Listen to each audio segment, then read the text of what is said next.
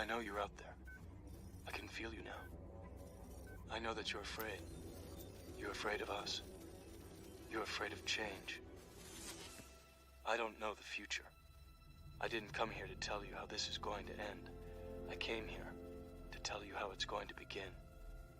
I'm going to hang up this phone, and then I'm going to show these people what you don't want them to see.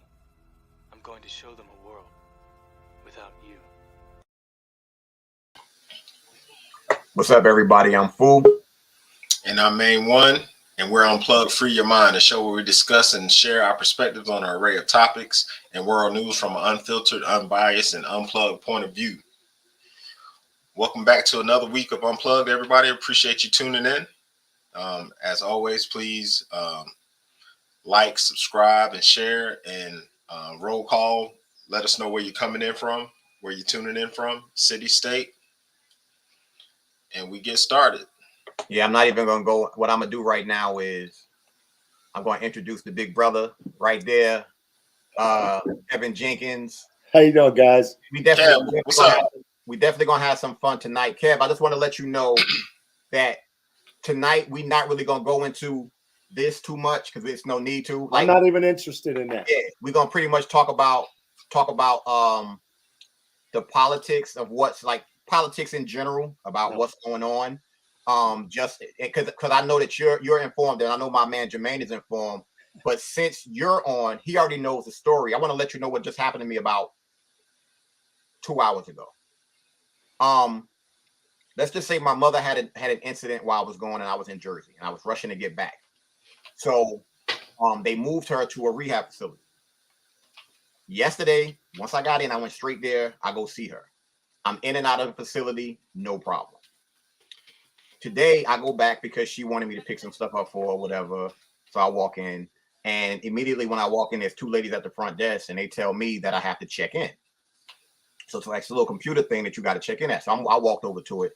Then the lady said, you need to grab one of these, right? And I said, no, I'm not doing that. She was like, well, you have to. And I looked at her and I said, well, I'm not putting that on my face. And you're not going to stop me from seeing my mother. It's not going down like that. So in my mind, I just walked right to the back, give her stuff, whatever. Oh, excuse me. And I did say there was two ladies at the front desk. I said, yesterday, nobody said anything to me, so I'm good. Walk to the back, give her stuff, tell her what happened. Lady walks in behind me pretty much like a minute later. Your son is so rude. She lucky I ain't go off on her, but whatever. So then I leave. I had to do something real quick. My mother called me. She said, come back, but don't say anything to anybody. No problem. I go back again. I'm on the phone with Jermaine, talking to him on the phone. Got him on speaker. This machine, like, it's really not working. The lady says, are you going to put that, you're going to put this on? I didn't say anything to her because, mind you, my mother said, don't say nothing. She calls and says, well, I'm on the phone with the director and we want you to leave. I turned around, gave her a salute, walked out the door, and Jermaine says on speaker, wow. I was like, yeah, it's crazy how a person is going to stop you from seeing your mother because I didn't want to put on my face. That's crazy. And I just walked out, yo. Well, what they don't understand is the CDC. I don't want to get in this space. The lying CDC, just said, trying to cover their butt, that right now you don't need a mask. Nurses and doctors, whatever those rules were, those fake rules were, you don't need a mask anymore. So they're not even following what CDC says, which none of us should. We should never listen to the CDC at any level. It's an industry that it's a captured, agency that's anti-life. So they don't even know. Now, what you should go back and say, well, this is what the CDC is saying about you. So what the hell are you talking to me about? And I'm going to give you a study. I'm going to give you two enormous studies, right, that demonstrates they don't know what they're talking about. So at the end of the day, they can't stop you from going to see your mom, not especially using that as some sort of, opportunity to stop you from doing it. So I'm going to send something to you and you could deal with that. But you have to understand that's just mental illness and control. But what you need to be concerned about is what they're doing to your mother in that death camp. Wait. This is the thing. I want to make this clear for everybody, which is a beautiful thing. And I don't even care if they hear about it because fuck them. Number one, my mother is putting all the medication in her sock. That's number one. Oh, don't do that. Don't have the conversation. We'll talk about it later. Well, here's the thing. Don't even have that conversation. I'm gonna send you some information. Well, here's the thing. Your mother's very smart. My mother's fine. My mother's fine. She's there for physical therapy. That's all. And you should go visit your mother. You should go visit your mother again. Well, here's the side note, and I want to give a huge shout out to my girl Demeter Miles on Facebook. She posted the information for the CEO of Pruitt Health, which is the people who are basically what my mother is. If I'm not mistaken, if I saw right, he lives in Atlanta, Georgia. So guess what, everybody? Jerome Alquan Fitz tomorrow will be contacting the corporate office. I will be sending him an email. And if he lives in Atlanta, I might pop up at his motherfucking house and make sure he gonna show up. He gonna go to Pruitt with me so I can go see my motherfucking mother. I'm not. They're gonna allow you to see. Once you just listen, you don't even have to go that far. But you should. I'm glad they are aware of where he lives at. But at the end of the day, CDC just came out and said, they're not even forcing nurses. All those rules have changed. We can go into that on another day. You don't want to talk about that now, but I'll send you do me a favor, remind me tomorrow, and I'll send you the information. Okay. And for everybody out there, I'm if you see me looking down, it's because I have a lot of people to reach out to so they can know that the show is going on right now. For the 9 people who are watching live right now, if you just tuning in, make sure you put the city and state where you live so everybody can start connecting with each other, because that right there is how we're going to make this movement a real movement. We got to make sure that people don't feel alone. So make sure you put where you live and start tagging people. Share this. If you're on Facebook, share it with some people. Tag some people. Make sure if you're if you're watching on YouTube or whatever, tell your people to like, share, subscribe. Let's break the algorithm tonight, because we're going to have some fun tonight. Well, anyway, I'm still in Jersey, man. I haven't been back to my house in Jersey in a while, but I'm here now. Ian forced me out of Florida back here, so I'm here till my nephew's wedding here, so I'll be here for a bit. But the main thing is you safe, and I hope if you got people that are down there in Florida, I hope they safe too. Yeah, they're good. They're good. I mean, some people had, some of their houses won't be the same, but they still are alive. We can always get another house or rebuild a house. For sure. But and some of those, like Fort Myers, man, that's over. Yeah. That's like just forget about that.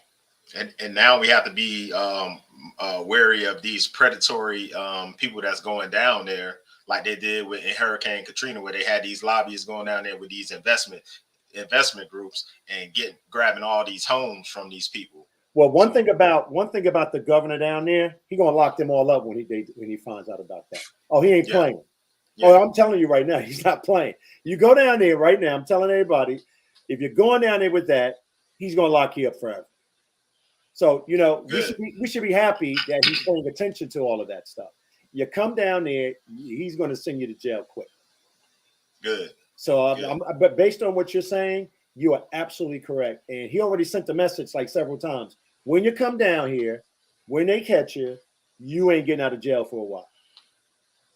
And everybody should be happy, because everybody's going to be impacted by that, So they did that during, Sandy up here. Mm-hmm. They did that down in Louisiana. Mm-hmm. That's why, no black people basically live there, but on the other side. Right. So, that is true. But he sent that message. And you know what they said when he sent that message? Let me tell you what they said. That he was being racist. I'm like, what are you talking about? I mean, that didn't even make any sense. I mean, I don't know how you guys feel about this. But, I was saying this about a year and a half ago.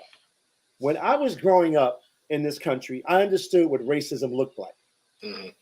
And I understand what racism looks like now. But what we have allowed this liberal class, this highly dysfunctional political class, and these guard dogs that look like us, these barbarians look like us, they have now watered down the impact. When we say racism, that doesn't even mean anything anymore. And we have allowed them to do that. We have played that role. And then the modern day slave catcher that looks like us, they push that out there. Racism about everything. And I'm like, wait a minute, that's illogical. We shouldn't be using that term for every fucking thing. Right. You know, Right. and so when I'm watching this, and just like this whole discussion about slavery now, it pissed me off last week when I heard people talking about, well, let's talk about the slave catcher in Africa. Wait one damn minute. Of course, they were slave catchers in Africa. Of course, there were tribes engaged in that. But what the hell were you doing there in the first place? Mm-hmm.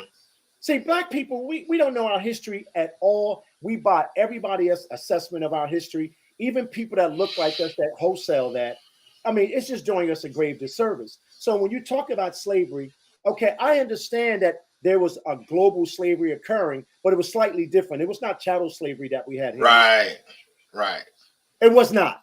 But when you hear people saying, oh, well, we have to deal with that form of slavery first, or that, oh, we were enslaving our own people, that's bullshit.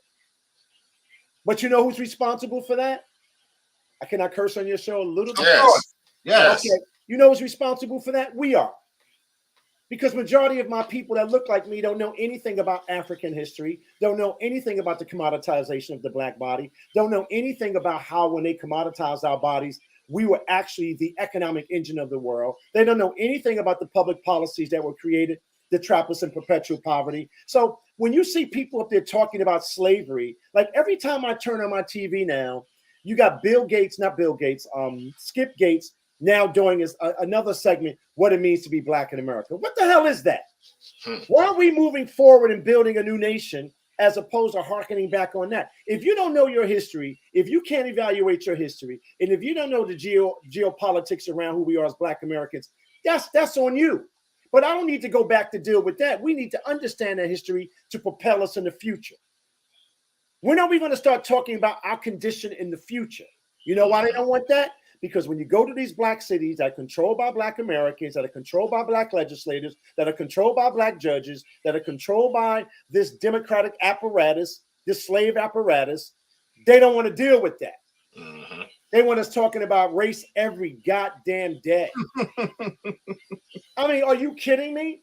Are you kidding me? I'm stunned by it all.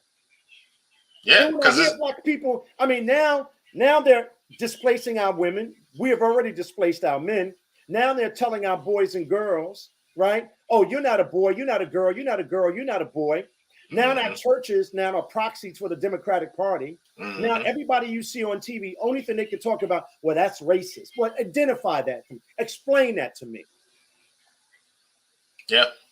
Because now racism, their form of racism is if you don't agree with my ideals, if you don't agree with my politics or anything I say, you're racist. I asked a lot of these black Americans, I said, okay, since you so, engaged, what have you done to restore anything in your community? Have you built anything? Have you educated anything? Have you evolved? What did you do in the black community that you're able to have that conversation with me? Look at your school, still failing. Mm-hmm. 58 years later, we got more mayors, we got more black professionals, we got more black educators, and we're at the bottom. You know why? Because we're victims. Someone said, I can't remember this young man's name, but I got to tell you, it was brilliant. He said, victimhood in this country is he said, victimhood is a corporation in this country. And he said, and black Americans have been eating at the trough of the grievance industrial complex. That's our story. I mean, I like Will Smith. I don't care about the slap. I don't care about all of that trivial stuff. But he's doing a movie about emancipation, right? And he's showing this whole narrative of a black man running, to go back and find his family. Okay, fine. So we've gone from Bill Cosby to back to talking about slavery at that level. Now, when the slave stopped being a slave, in the early 1800s, you know what it did? It got on the roads to try to find his family, number one, and it went to seek what? A higher education. That's why we built the world that we did before Jim Crow. See, and Kev, and that's why, a lot of people, when I mention this, they don't have, it's always crickets when I mention this. I said, how is it that we had more wealth after Reconstruction, after slavery, than we have now in 2022 with all of the technological advancement, all the CEOs, all the politicians put in place? How are we further back than we were right after slavery? Well, that's a very interesting question because I run into the same thing all the time. And you know what? I got to be honest with you. I love both of you brothers. But, when they start talking to me, I just stage left because you don't know what you're talking about. So someone said to me, well, brother, I said, wait, first of all, I studied under Dr. Henry Clark, studied under Dr. Ben. I studied under all of them when I was a kid. I went to those lectures from when I was a baby. I grew up with a strong father, strong mother, strong network, right? I understand it. I understand brokenness. I understand all of that. But if my mother and father at 16 years old, childhood sweethearts, can get their asses up every day and go and work and teach us morality, teach us principles, under the conditions that they were living in, we don't have any excuse. Look at our black women now. They're walking around with these long eyelashes, no clothes on. They don't take care of their kids. Look at the black men. They abandon their families. Everybody got an excuse for everything. We're just a victim class. And I'm sick of it. I don't even want to listen. I'm surprised I'm even talking to you about this now. Because I'm done. I'm done. Because you know what? We are now a horrible group of people that don't understand what's happening in the real world. In the next 10 years, if this continues on, we will not be a permanent class, a permanent victim class. We won't even exist. And when I hear black intellectuals, pseudo-intellectuals talking, I bust out laughing. I said, that guy's lying. He doesn't know what he's talking about. I want to say something based on what you said. I had planned on making a live video about this. When is it that our people are going to realize that the chess game that they played with us, it was a checkmate a long time ago, because we're the only group where everything they did worked. Every single thing they did worked. There's no reason that we should be fighting amongst ourselves. There's no reason that we should be doing X, Y, Z. No reason that we should be victim. It's no reason that we should not be controlling our own fucking narrative. It's like our people won't accept. Like when I think about, I'm gonna mention The Woman King and even this movie right here. It's an emancipation bullshit with Will Smith. I'm supposed to go watch 2 movies about African culture, and they're made by white people. What the fuck can they tell me about our supposed history? No, that doesn't make any sense to me. That's not fucking logical. But people don't think like that. All they want to do is go see the movie. It's emotion. It's all about emotionalism with us, right? It's all emotional. And you know what? And I got to tell you something, man. I live with a very, very strong black woman. You know that, right? And I got to tell you something. We talk about this all the time. What has happened to the black family? What has happened to the black woman? What has happened to the black man is no longer somebody else's fault. It's our fault. What's happening to our black children? It's our fault. What's happening in our black communities is our fault. It ain't got nothing to do with racism. Has nothing to do with structural racism. Has nothing to do with institutional racism. Let me tell you why. And I'm not going to go into the other narrative. But just in the last 2 years, we couldn't wait to turn our bodies over to the corporation of white supremacy. We gave up our body sovereignty. We gave up our bodies, and now they're going to die. And that's a fact. And so don't talk to me about the corporation of white supremacy, because you just turned your body over to them again. Mm-hmm. You send your kids into those failing institutions every day. Your kids now don't even want to learn. They want to fight. Their kids don't even want to learn. You understand? We're building a class of people now that will never, ever survive in the real world. Kev, let me ask you a question. Let me get your feeling on this post I put up the other day. And I noticed a lot of people didn't want to respond because I know they fucking swore. They probably was cussing me out when I put this shit up. Because I don't do it often like this, but I just honestly I couldn't help it. Of course, when I'm looking for it, the reception in here is bad. I can't even get to it. But I put it was something to the effect of, hold on, I might be able to get it now. Just give me 1 second, y'all. Take your time, bear with me. Oh, here we go. How do you talk about having a third eye, but you got, like, miss me with that? There's nothing. You have to understand something. We are now a permanent slave class, and you are a problem for their overseers. You're not supposed to be doing. You're not supposed to be having this conversation. You're not supposed to be having it. And you know who's offended by this conversation more than those people? We are. And they don't definitely want black men like us to have this conversation. And every time I watch Black Twitter, I want to throw up. This is victims. Every time I hear LeBron talk, I said, talk about China before you talk, LeBron. Because you work for China. Right? Every time I see these black athletes on TV and the ESPN, I just bust out. I don't know whether to go get and drink a whole bottle of scotch or just cry. Because they're buffoons. Every time I hear a pseudo-intellectual, talking about the African experience, I just want to shoot myself. Because they're a disgrace. The black entertainment class today is a disgrace. The pseudo-intellectual is a destructive force. The black political class is a joke. We should take them out in public square and put a tire on them like they did in South Africa of the people that portrayed them during apartheid. These people are our enemy. It's not the barbarian at the gate. It's the barbarian inside the gate. Inside the gate. Like us. Right. And I'm about done. Listen, man, I've traveled. Listen, guys, I have traveled 400,000 miles around this country. I have been to 60 some odd cities in 45 states. I've talked to white people. I've talked to every group of people on planet Earth. I've heard their stories.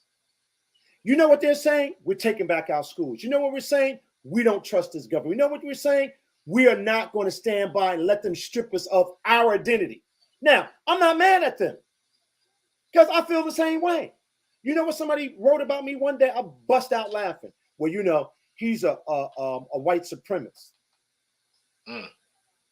Who? Now, listen, you have to understand how sick we are. You have to understand how sick we are. Now, you see where I'm living at right now? My house in New Jersey? I built this goddamn community. I wrote public policy for education. I've dealt with the healthcare disparities, all of this. So when people talk to me, I bust out laughing. I say, you know why you're saying that? Because you've been told to say it. That's why your kids are is being destroyed. That's why your young men don't know if they're men or women. That's why your women are sitting around every day on TikTok, right, while their kids are not being educated. That's why your man, right, treats you the way he does because he's been broken and beaten and whatever. So we got to do an internal assessment of who we are. And I'm tired of having the conversation. I told my grandson, let me tell you something, young man. You're going to do what I tell you to do, or we're going to banish you. You're going to change your name. I'm like that in my family. You don't follow this family, change your name. My daughters, I got two beautiful, gorgeous daughters. They're more tougher than the men. And they're elegant girls. And they know what it means to represent and be respected by a man. These black women, let me tell you what happened. Black women have failed their families, and black men have failed their women. They'll go put on a jersey and go at a bar and look at a football game and talk about Tom Brady when their son can't read and write. A woman will go to a party and dress up with her shit jacked up, eyelashes out to there, right? When at the end of the day, nobody respects her as a black woman anymore because they don't respect themselves. Now I'm 60 years old in a couple of months. I've been listening to these narratives all my life. So we went from Malcolm and Martin to Al Sharpton. We went from Malcolm and Martin to all of these buffoons that are on TV promoting themselves as black individuals. They're only proxies for the far. I asked somebody the other day, you know how you're sitting around and I'm waiting at the airport, and this guy said to me, he said, well, Kevin, I wanted to talk to you about something. I said, I'm waiting to get on the plane. What do you want to talk about? He said, well, you seem to have a far right position on issues. Wait a minute, though. So I said, well, explain that to me because I'm actually confused by it. So I said, well, explain to me what far right means because I'm just so fascinated by these terms. I said, because I believe in family, I'm far right. Because I believe in less government control, I'm far right. Just because I believe that a government should not mandate something into my body, I'm far right. Just because I believe in parental rights, I'm far right. Just because I believe in that flag that my ancestors fought for and gave their body for and was commoditized for, I'm far right. Just because I believe in what a woman should be as opposed to what they say a woman should be, I'm far right. just because I am a man and I stand up for my family and stand up for my rights and stand up for my, I'm far right. Are you out of your goddamn mind? So let's talk about far left. And when I said that, he got on that goddamn plane and disappeared. I know he did. I know he did. Because we are buffoons. We buy that stuff. We don't even read anymore. When people tell me, I said, so let me ask you a question. Because people don't even know what I am. So I said, but let me ask you a question. You brought up Trump. I know him. I met him. I mean, but it's political. Politics is business to me. I don't emotionalize my politics. I don't do that. My politics is based on what I need to engage in for my people. That's it. So what have you gotten from the far left or the Democratic Party in 60 years? You know what you got? Slavery. And when I see black men are trying to figure this out, but black women, they actually believe they are a protected class over black men in their own families. So I asked him, I said, okay, so now that you run into the plane, why don't you call me when you land and tell me how you feel about the liberal class in this country? How do you feel about what we've voted for the last 30 to 40 to 50 years? What is our return on investment? So I started having this conversation about Trump. I said, now let me ask you a question, because I'm always big on asking people questions when they come at me this way. I said, tell me, and I want everybody at home to figure this out if you got a brain. Tell me one public policy while he was the president of the United States of America that impacted Black Americans in a negative way, that he created to strip us of anything. You ready? Nobody can say anything. Of course. I said, you know why you hate him? Because they told you to. You know why they hate him? Because he's exposed them. Now, what we're supposed to be in the middle of that, using that to negotiate something for ourselves.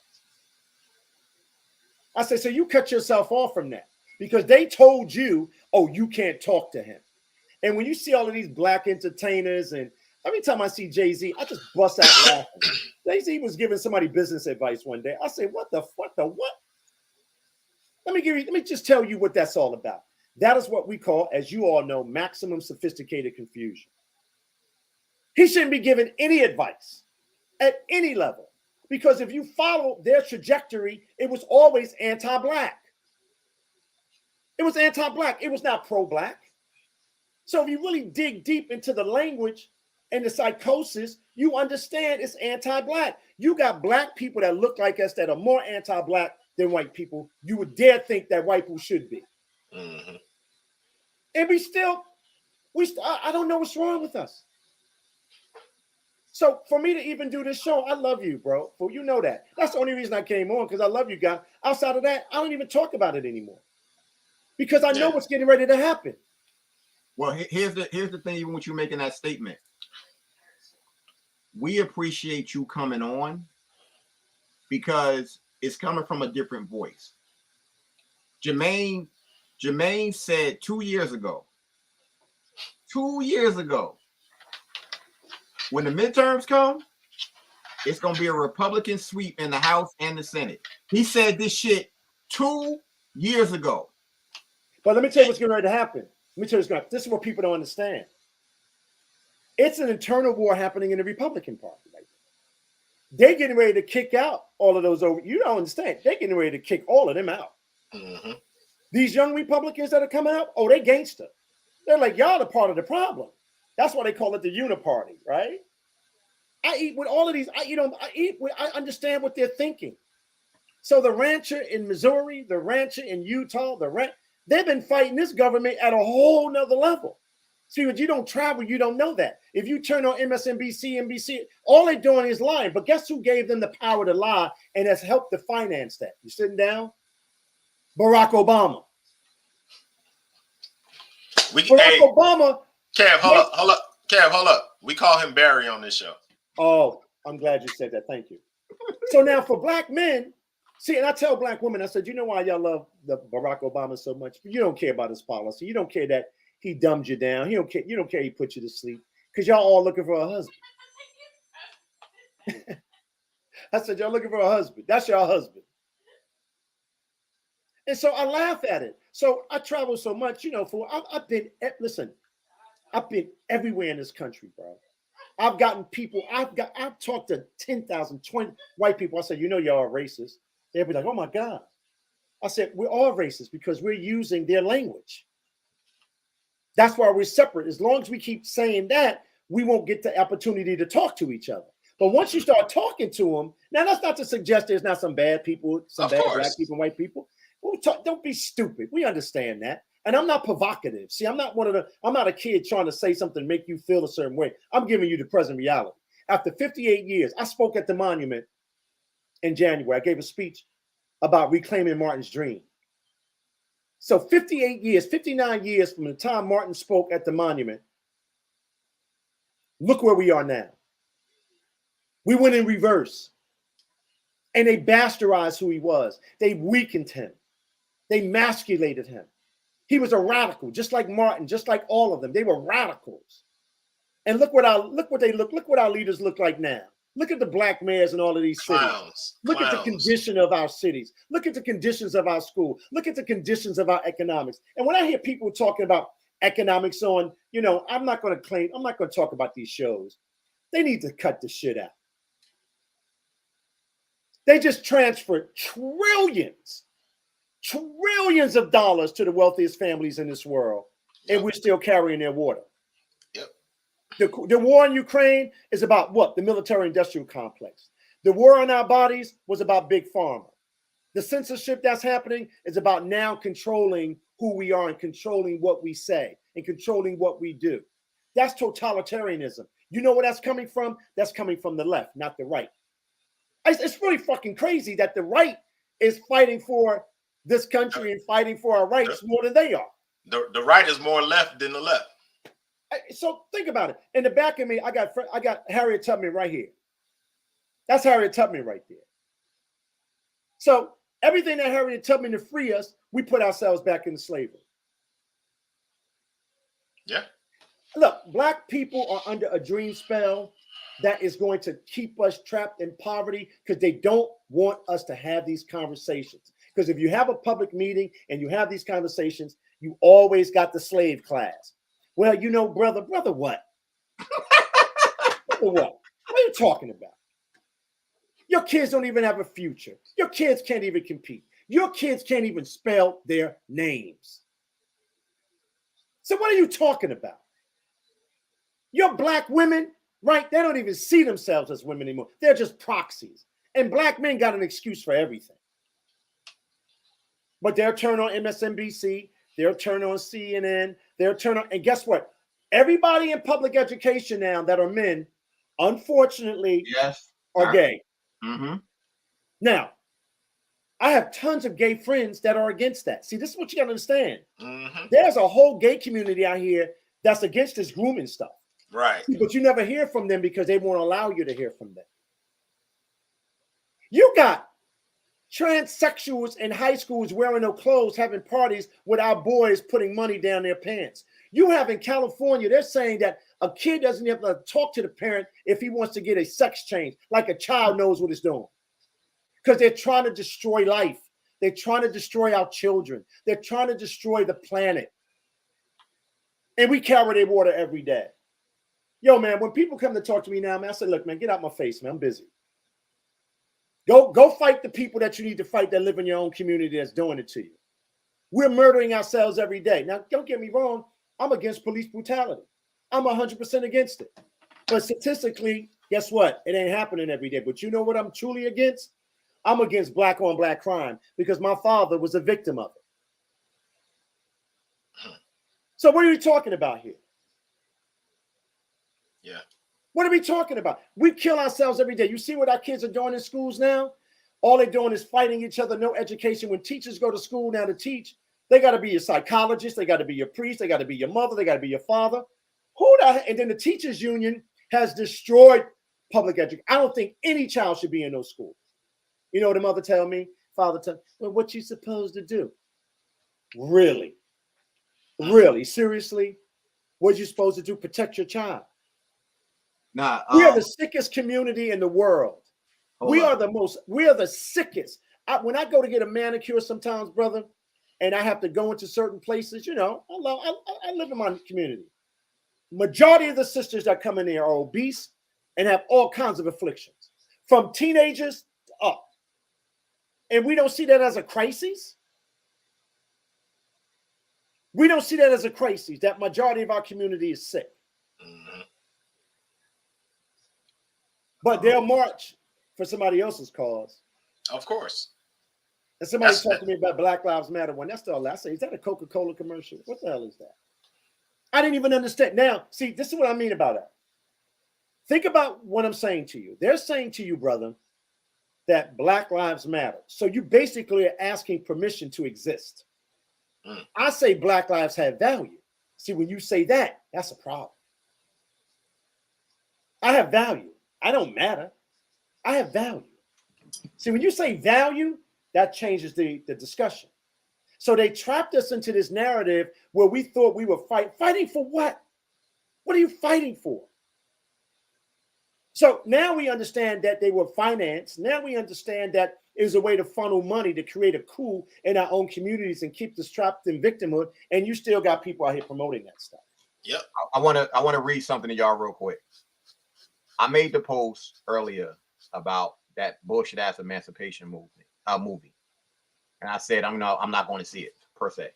Somebody commented. I'm not going to say the person's name. Somebody commented, want to remove that from the school systems as well. My response was, one has nothing to do with the other.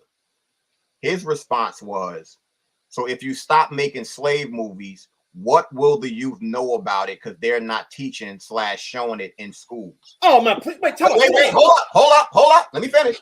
Hold up. My response was, that's what parents are for. Oh, there you go. This was his response.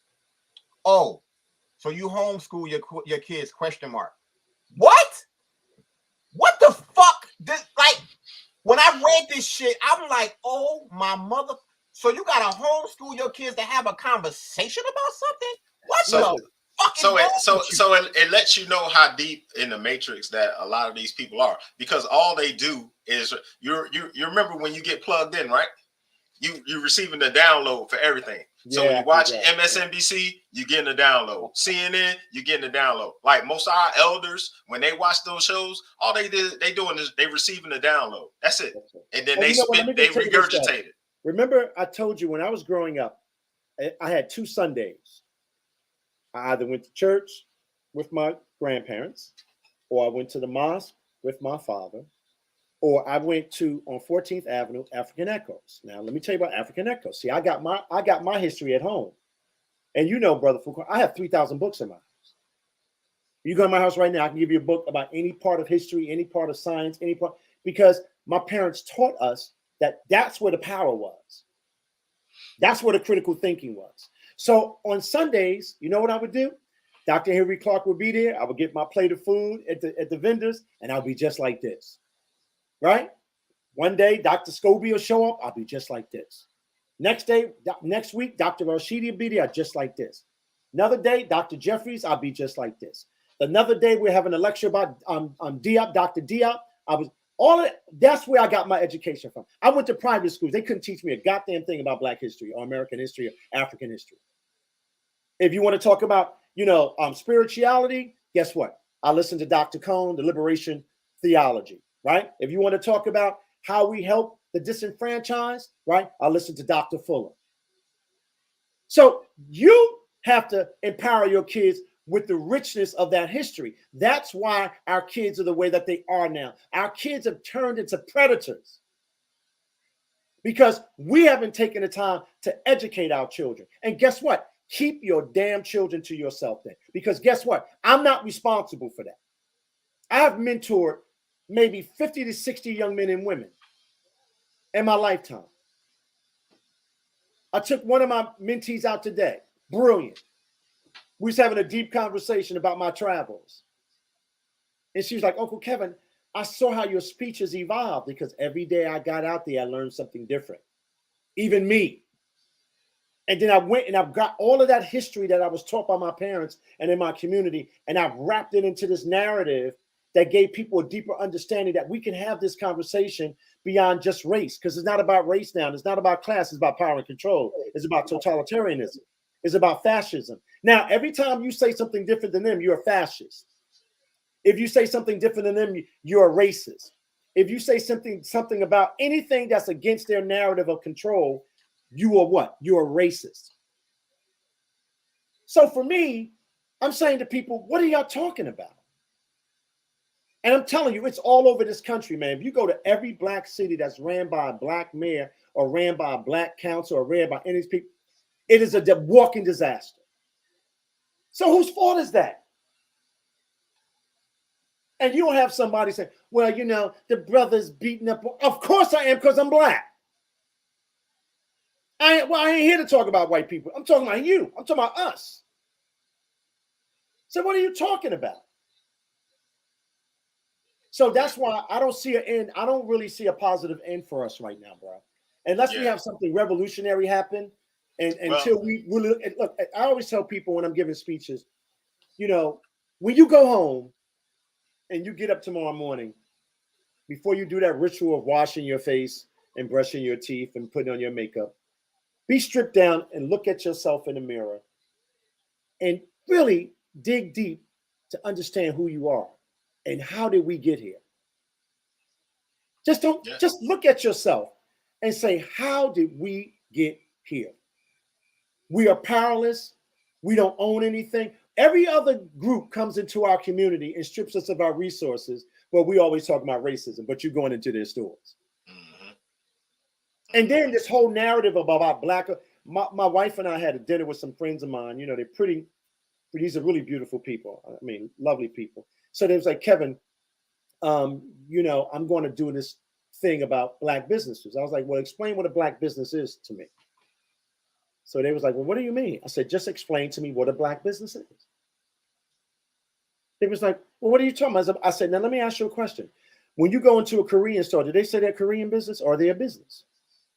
Do you go into a Jewish store? Do you say there's a Jewish store or is a business? Are you producing value or are you producing product or do you own something that I want to buy? Mm-hmm. So when you say black, that's victim. You mean when you say black, you're saying to me, you have to identify yourself as a black business. I said, now let me tell you why you call it a black business. Because in the 40s and the 30s, we owned our own businesses. We owned our own industry. We owned our own schools. We owned our own faith cities. We owned our own roads. We owned our own banks. That's why we were so proud to call it black. Right. You're calling it black now to give black people some emotional tug to come and buy your shit. When in fact, that's not how you build the business. You build the business so everybody can come and buy your product. So it's like when you say black church, I said, well, no, the church today is not black. That church is a proxy of the Democratic Party. But I understand why we called it black church, because we built our own churches so we can worship our God the way we want to.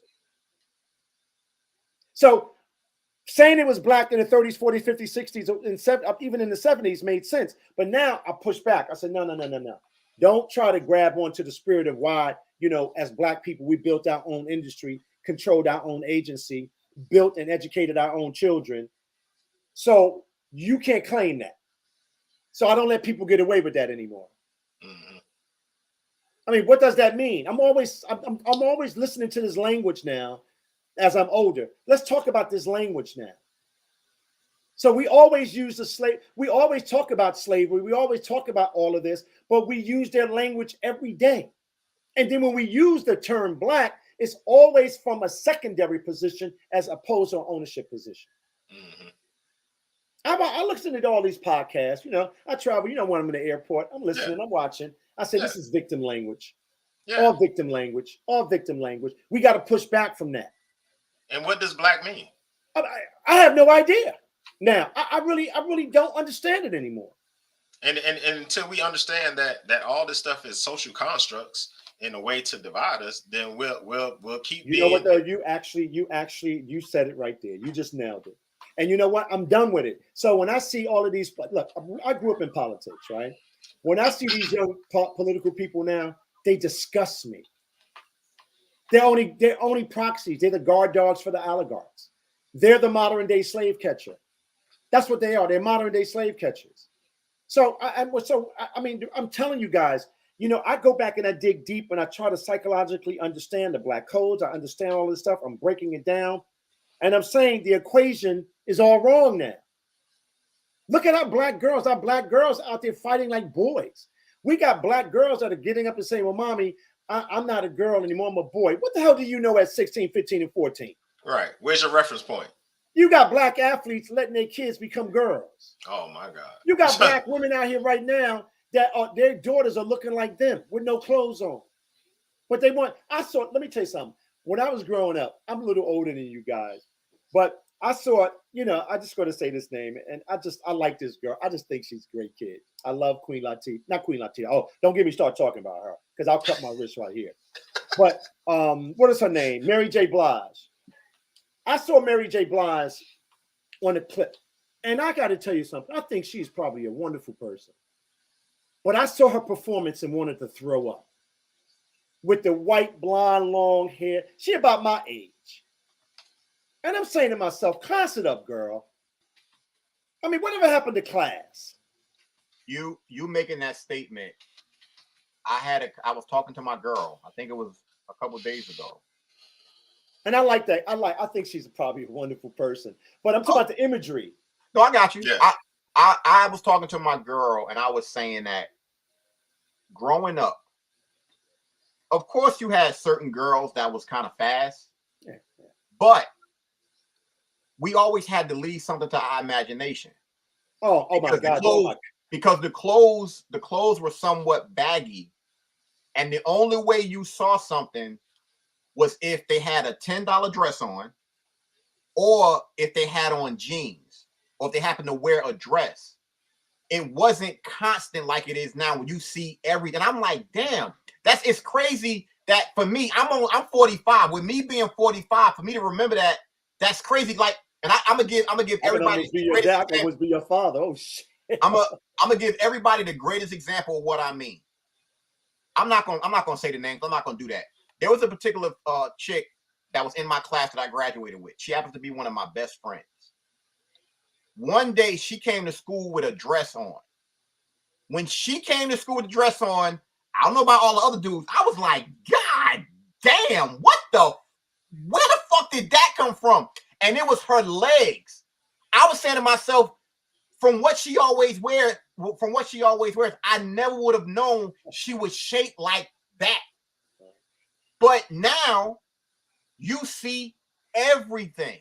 Oh. You literally see everything all the fucking time. I'm a man.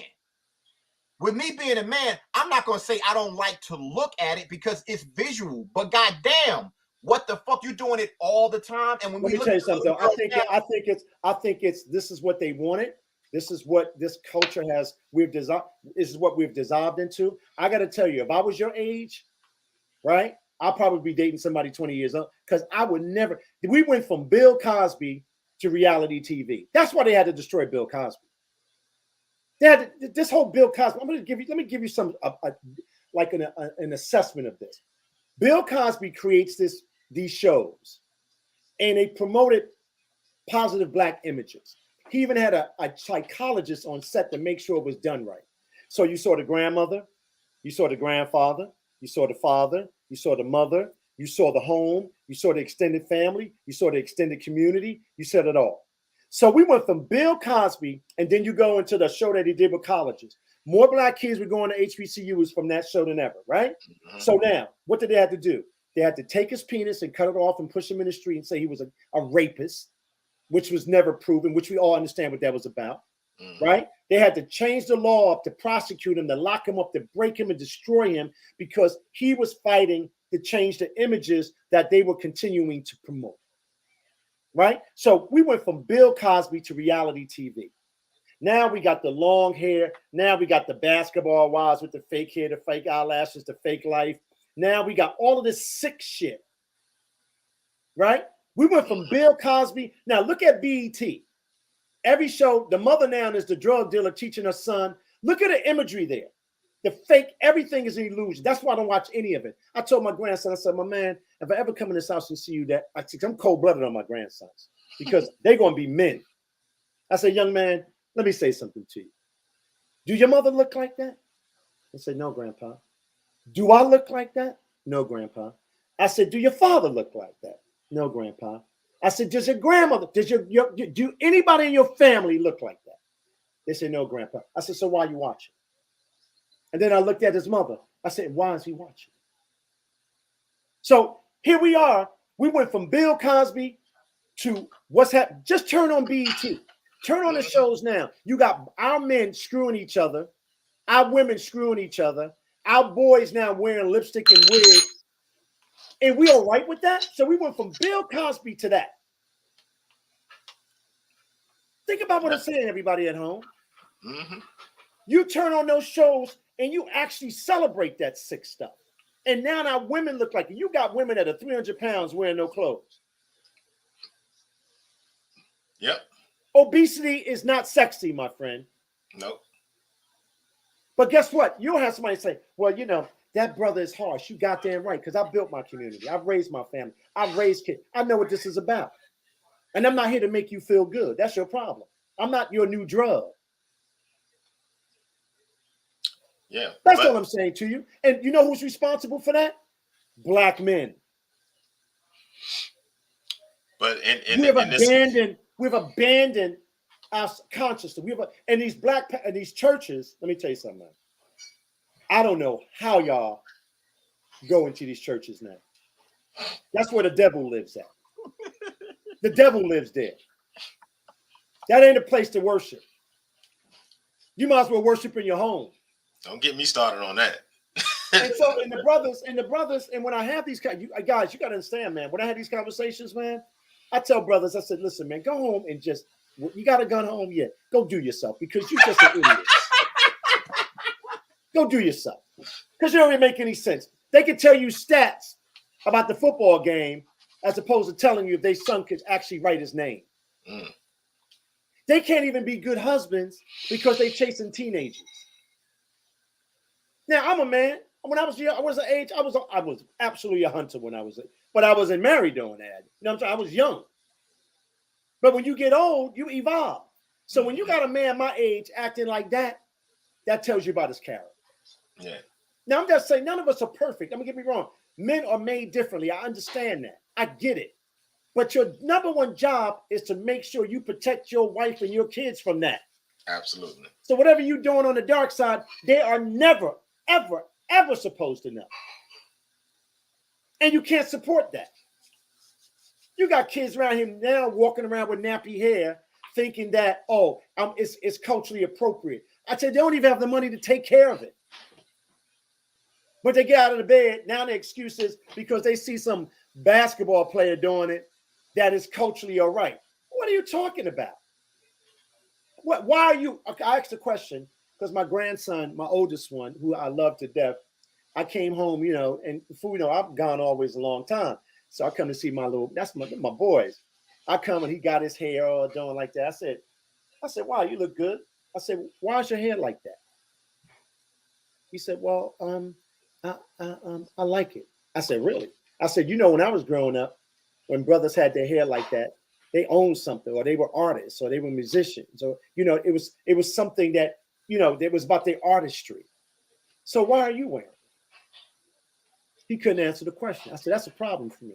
When I see you again, you better have an answer, because I'm gonna snatch you by your hair and take you to the barbershop and cut it off, because you're not following me. See, I'm questioning everything now.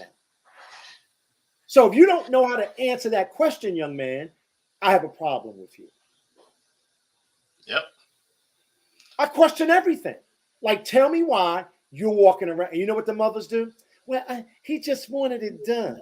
You know what the fathers do? They don't say nothing. Black men have been neutered. But when you ask these kids those questions, the most answer that you get, and you probably get this because I work in the school. I don't know. I don't know. That's the end. I don't know. And it's like, I always want to know why. Why? I want to know the why of something. And if you can't tell me the why of what you're doing it, then why are you doing it?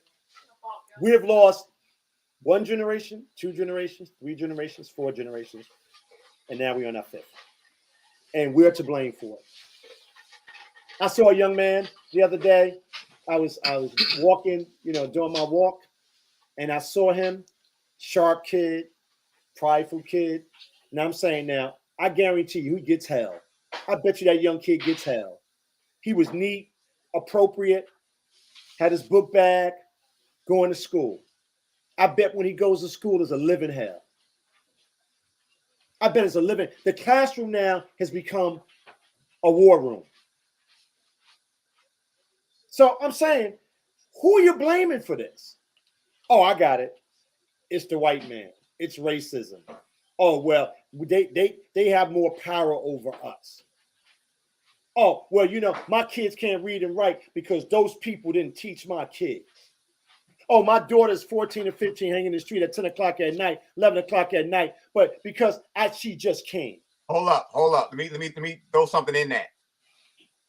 You write your name in cursive, show somebody young, they say, what is that? What? But that's supposed to be the school system. That's bad. If you can't, like, something that small is major, because once again, if they can't do that in school, why you not teaching the kids that at home? That public school system in this country, they are factories of death. Mm-hmm. That's what they are. And you know why we send our kids there? You know why? Because we're not vested in education. We don't own education like we did. In the 1800s, I'm telling you, you know what we did? We built our own schools. Okay? In the 1800s, we built our own schools.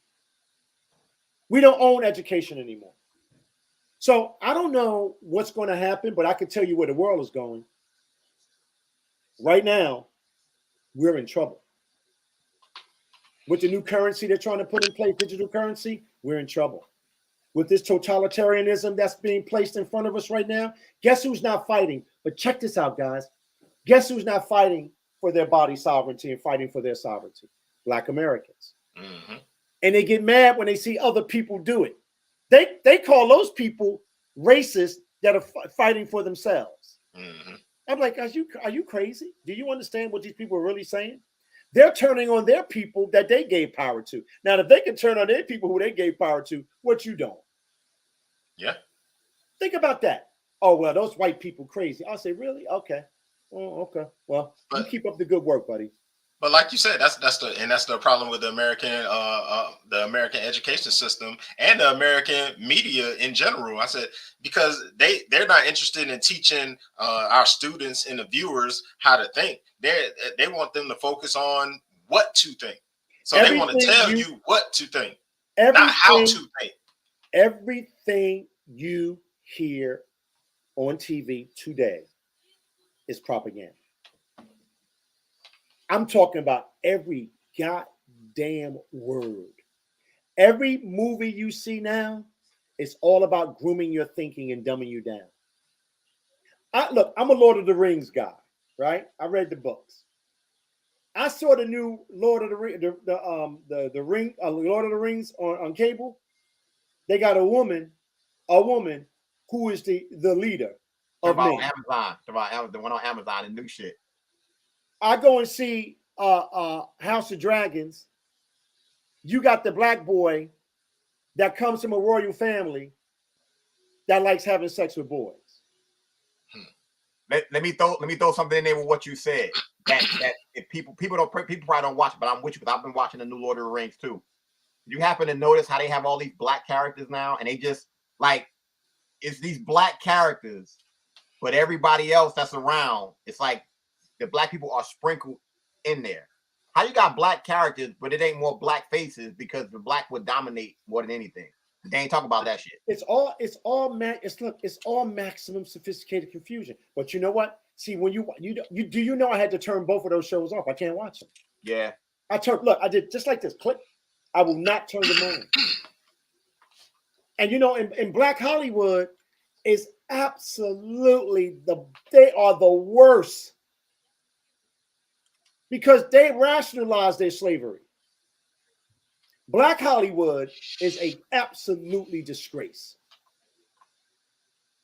When we were growing up, Harry Belafonte, Sidney Poitier, Bill Cosby, they would have never, ever allowed that to happen.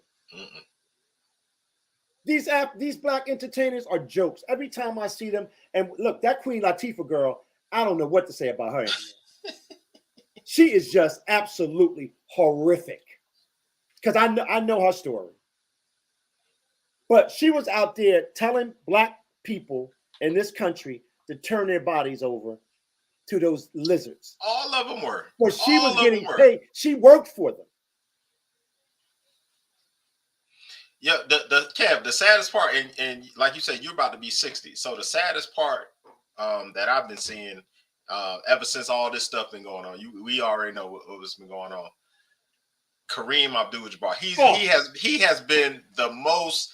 I think out of all of the athletes, celebrities, I think he has been the most disappointing for me because basketball is a passion of mine, and to see him how he is now, he's talking about Kyrie because Kyrie is how he used to be.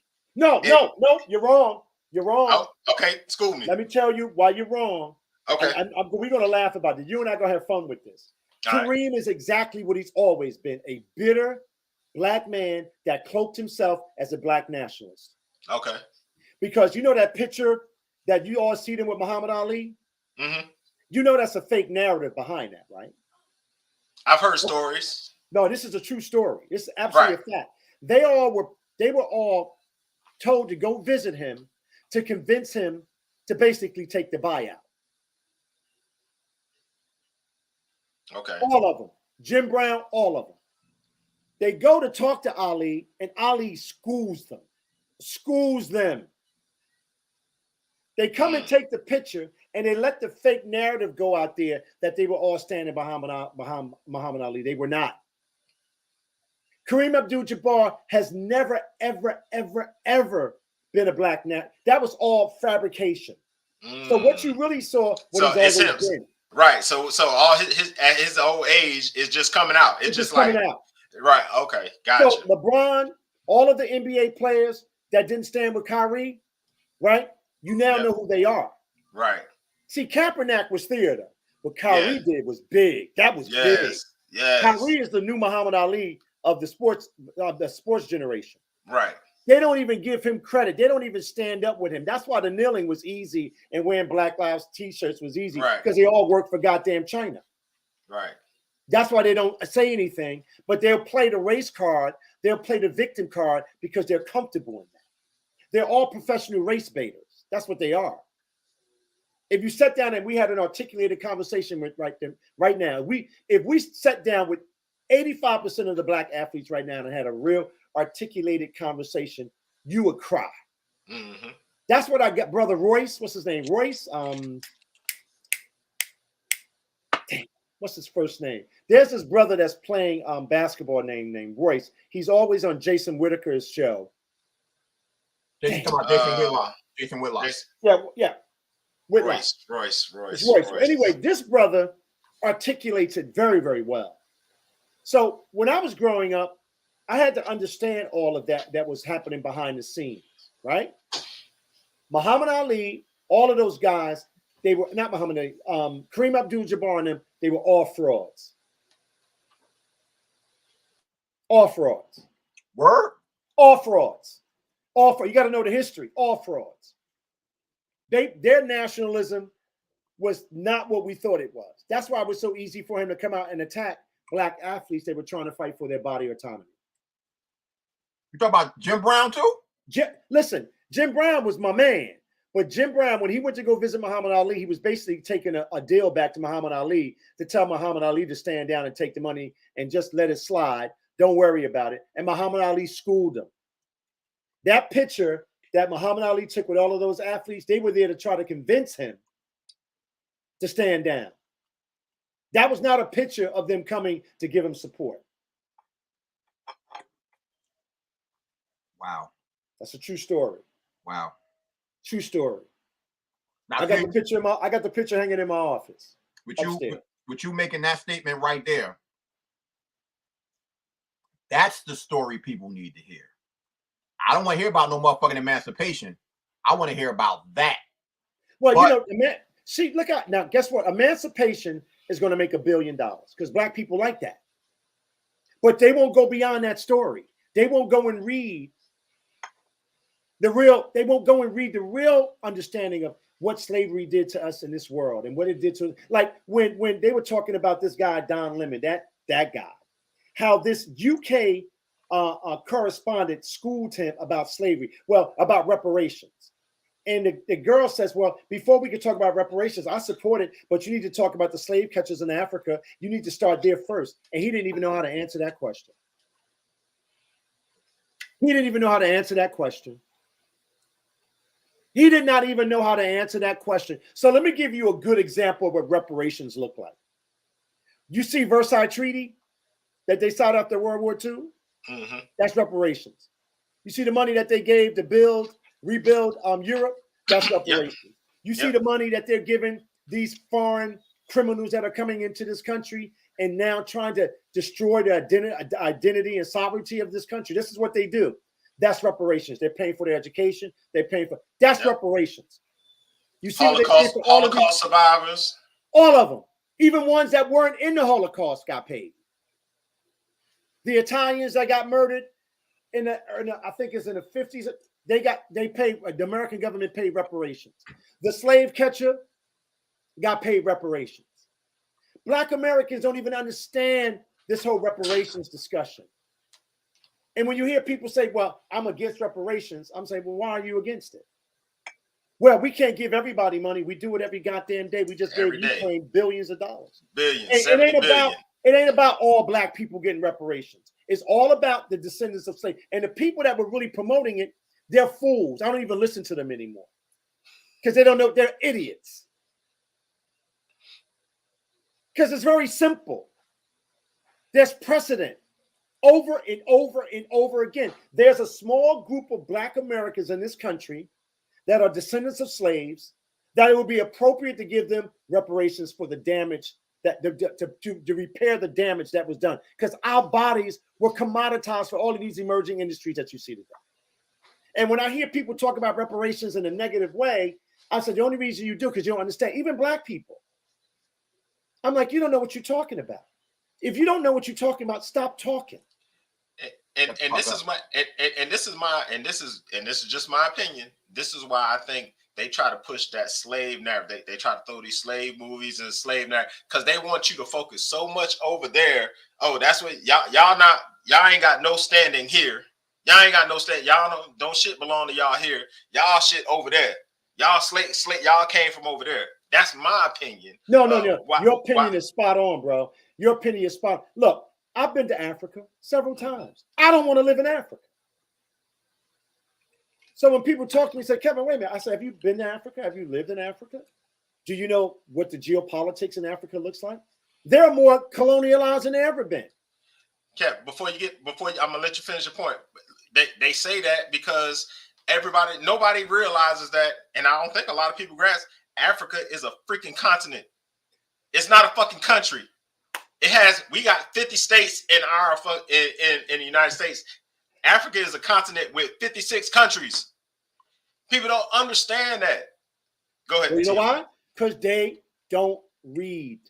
They get their news off of what we get. They get their news of what we now know is absolutely fake news. It's really interesting. You know who came up with fake news first? It was the Democrats. And then when they started getting it used against them, they didn't know what to do. Any Black American that gets up in the midterms and votes for the Democratic Party is a slave. And any Black American that will look you in your face and say, well, how can I can't vote for the Republicans. You're an idiot. You're an absolute idiot because you're supposed to negotiate with power. Your job is to negotiate, not accept. So at the end of the day, you know what Black women are going to do? They're going to do what Stacey Abrams did. Stacey Abrams said that Black people don't have a license. Black people don't know how to vote. Senior citizens are just dumb as hell. Black people are ignorant. And it's all about voter suppression. Well, guess who was suppressing the vote in this country? They were. And she was proven wrong twice. There were more Black people that went out to vote in Georgia the first time, and then the second time even more. It's just not, they're not just voting for you. And then they say black men are responsible for her losing. Well, thank God. Because if that woman ever ran anything, you would be in the bottom of a ship going in the opposite direction. And they already setting up for her, because when she lose to Kemp again, they set it up. Well, it's because of the black men didn't come out and vote. They already making that excuse already. They already putting it in line, putting in people's mind already. So when she loses, which she is gonna lose, it's the black man fault. And guess what? Thank God she's losing. Thank God. Here's something to touch on based on what you just said. With her losing Georgia again, they're going to find something for her on the national stage. Because guess what? I let her be.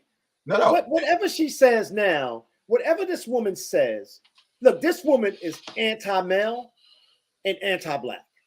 She said on a stage the other day, while politically she's losing, she gets up on the stage and has a discussion about abortion. Mm-hmm. And then she says, oh, this is all manufactured by men to control our reproductive rights. What? So here's the deal about abortion. When Blackburn wrote the ruling for Roe versus Wade, or that part of the ruling, it was very narrow. It was supposed to be between the doctor and the patient. The feminist movement, right? The feminist movement that's anti-black, anti-family, anti-women, right? What they did was they made it about gender rights or women's rights. It was never supposed to be. Already, it was 75 states was already having abortions. And then they say, oh, they was having backroom abortions. That's bullshit. That probably was going on. You got backroom abortions that's going on right now. Right. Margaret Sanger, eugenics, Planned Parenthood, which was about family destruction, was all about destroying the black family. The Negro Project is still in place. And you got that girl up there that doesn't have a child and never will, is going to tell a young person that baby inside of you really is not a baby yet, and it's all manufactured. Debris is all manufactured. That's evil. And she's evil. And that's why she's losing. Look, I was telling somebody this yesterday, because I was on this show yesterday. So they was like, well, Stacey Abrams, did she win? And I was like, well, if you look, and a lot of people who talking about say they don't even know her policies, they don't know anything. But this is her so-called policy for black men.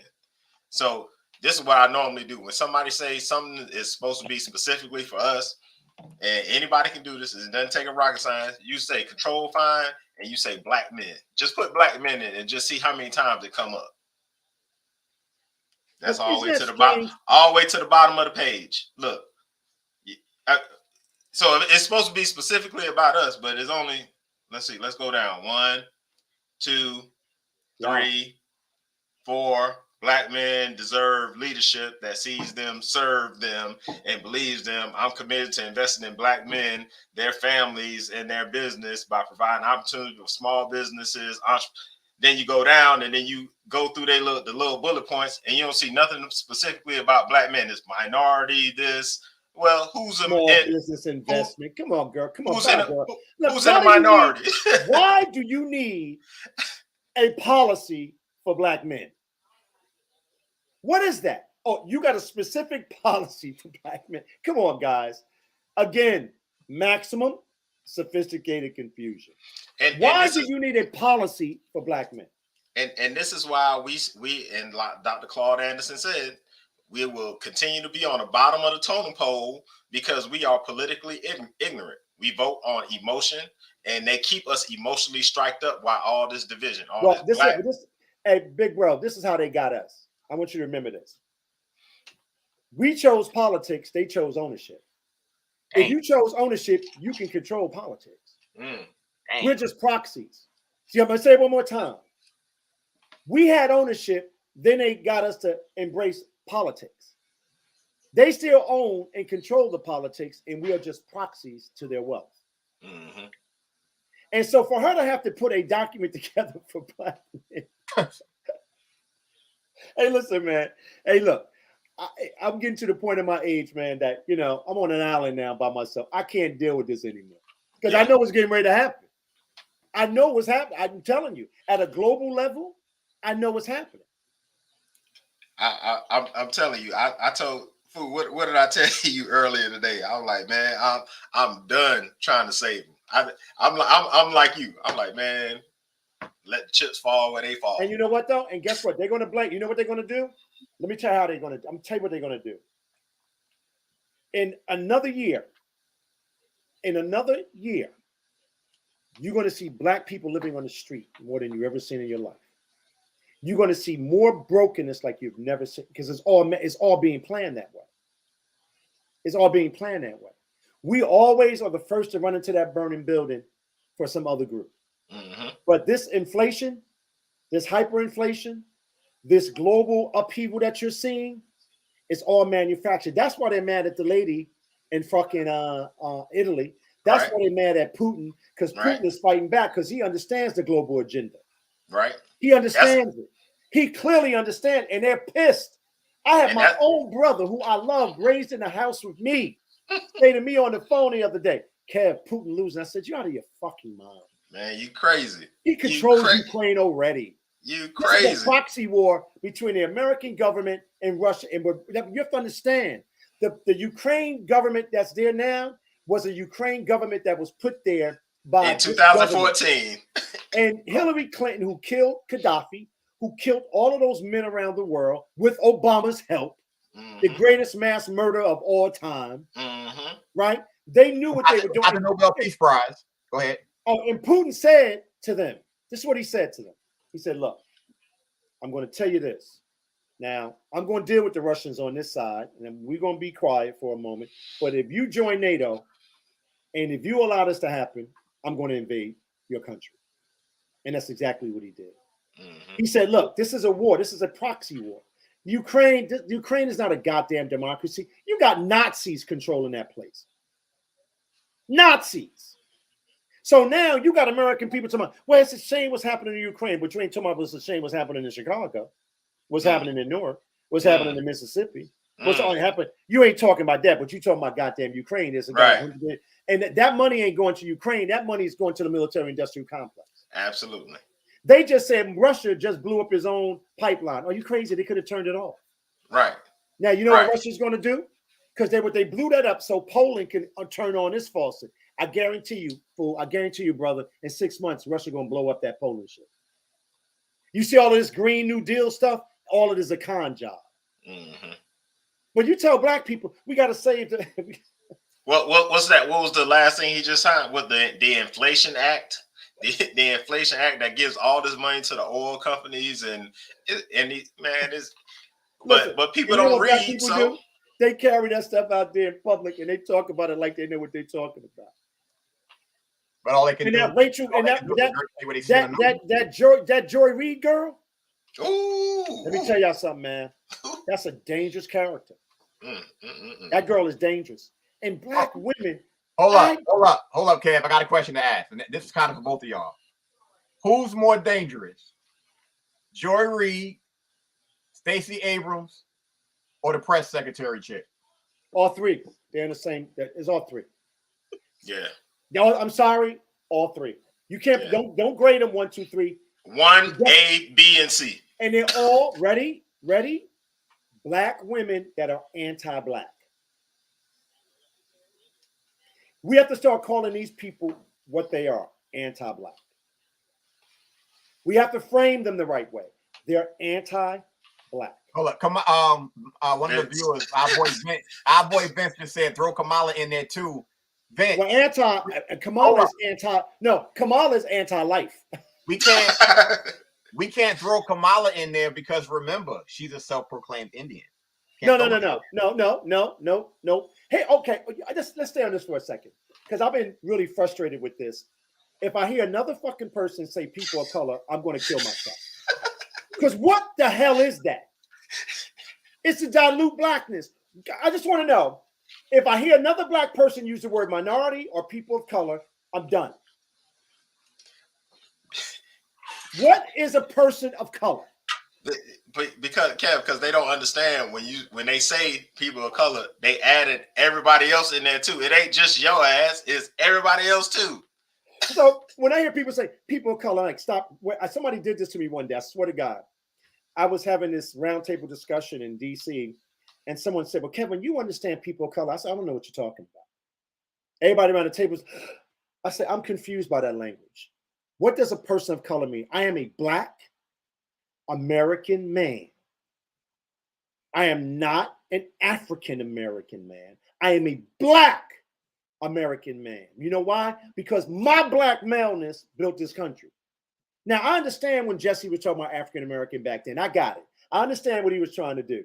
He was trying to connect it to something because we were looking for some roots to our African lineage. I get that. Okay, fine. But we're smarter now.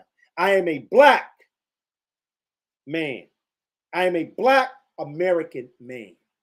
My Blackness, my Black body built this country. I'm claiming it all. I'm not running away from it. I'm claiming it all. So I'm not an African American. And majority of Africans abroad think we're lazy and trifling and pathetic. And guess who's more trifling and lazy and pathetic than us? They are. That's why they're still owned and controlled in the neocolonialist system. They send their kids to be educated here, and no kids go back over there and oppress those people even worse. Look at ANC. Look what they did in South Africa. They built another political class of Black what? Slave catchers. And look how the rest of Black South Africa lives. You don't want to talk about that. You don't want to talk about that. So when we go to Africa, I laugh. I'm like, I'm not here to do business because you ain't doing business. They was like, Kevin, what are we here to talk about? My brothers in Africa. Now I'm going to go back and go to the slave castles, right? And go to the door of no return. I've been to all of them, right? I understood what happened. I understood what the Portuguese did. I understood what the Dutch. I understand it all. But now, where are we going forward? What are we going to do forward, think you? How are we forward? We're the only group that has been mired in victimhood and never propelled that into greatness. Let me say this real quick before I turn off my camera and mute myself. I gotta step away for 1 second. For everybody watching, if you're watching on Facebook, we appreciate the support. Please go to YouTube and subscribe, share, and like. Unplugged FYM. Not Unplugged Free Your Mind. For all y'all don't know this, Unplugged Free Your Mind got terminated because we got 3 strikes on YouTube. Just so you know, and we lost all our subscriptions and all the other stuff, all the people who subscribe. Unplugged FYM, which stands for Free Your Mind. Second, if you're watching right now, you didn't hear us say this in the beginning, make sure you put the city and state where you are. The reason why we always do that is because we want people to kind of see if someone happens to live near them, because we're unplugged.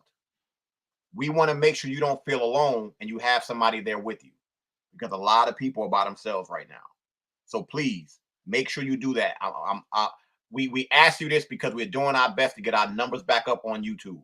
So please, once again, make sure you go subscribe on YouTube. And if you can, go switch and watch us on YouTube. Yo, Vince, you ain't have to do that. Vince, just because you out of the country, you don't moved out the country now. We know what's up. You, of all people, did not have to put where you at. You ain't have to do all that. Now you bragging. And for anybody that's watching, Vince is our boy. That's our man, right? That's our dog right there. And Larry Shepard, I want you to send me a DM. Nigga, please don't be doing that. Don't be putting y'all ass. No, we ain't ask you in particular. We know where you at. We know where you at. Shit. Your brother.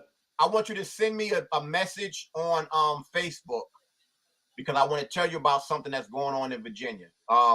Kevin, we'll talk about that off air. I'm not gonna say it on here because you said don't tell that to everybody. We'll definitely talk about it. But for everybody out there, we're doing this for a reason.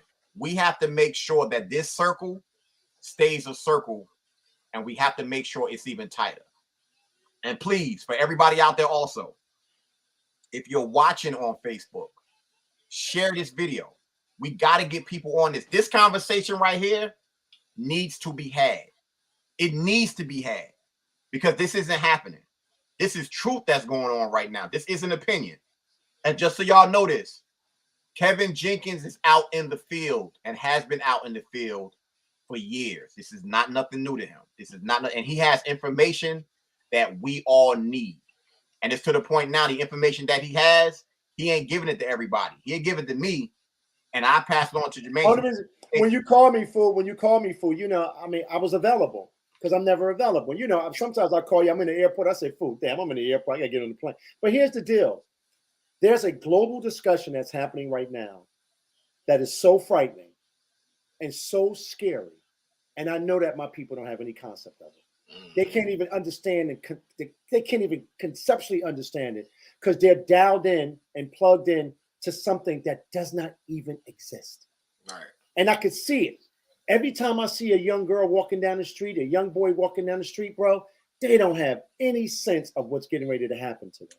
Right. And, you know, I have a mayor. I live in the city of Newark. His name is Mayor Ras Baraka. He's a destructive force. I told him one day, stop talking. You are embarrassment. Because I can do it. And he's going around, you know, promoting this nationalism when he's a fraud. He's always been a fraud. And people in Newark elected him because they thought that, okay, let's elect one of our own. But he was the Trojan horse. And I'd say I offered him $50,000 to debate him. I said, I'll give you $50,000 to debate you. He started mumbling because I know he's a fraud. And he's destroying the city.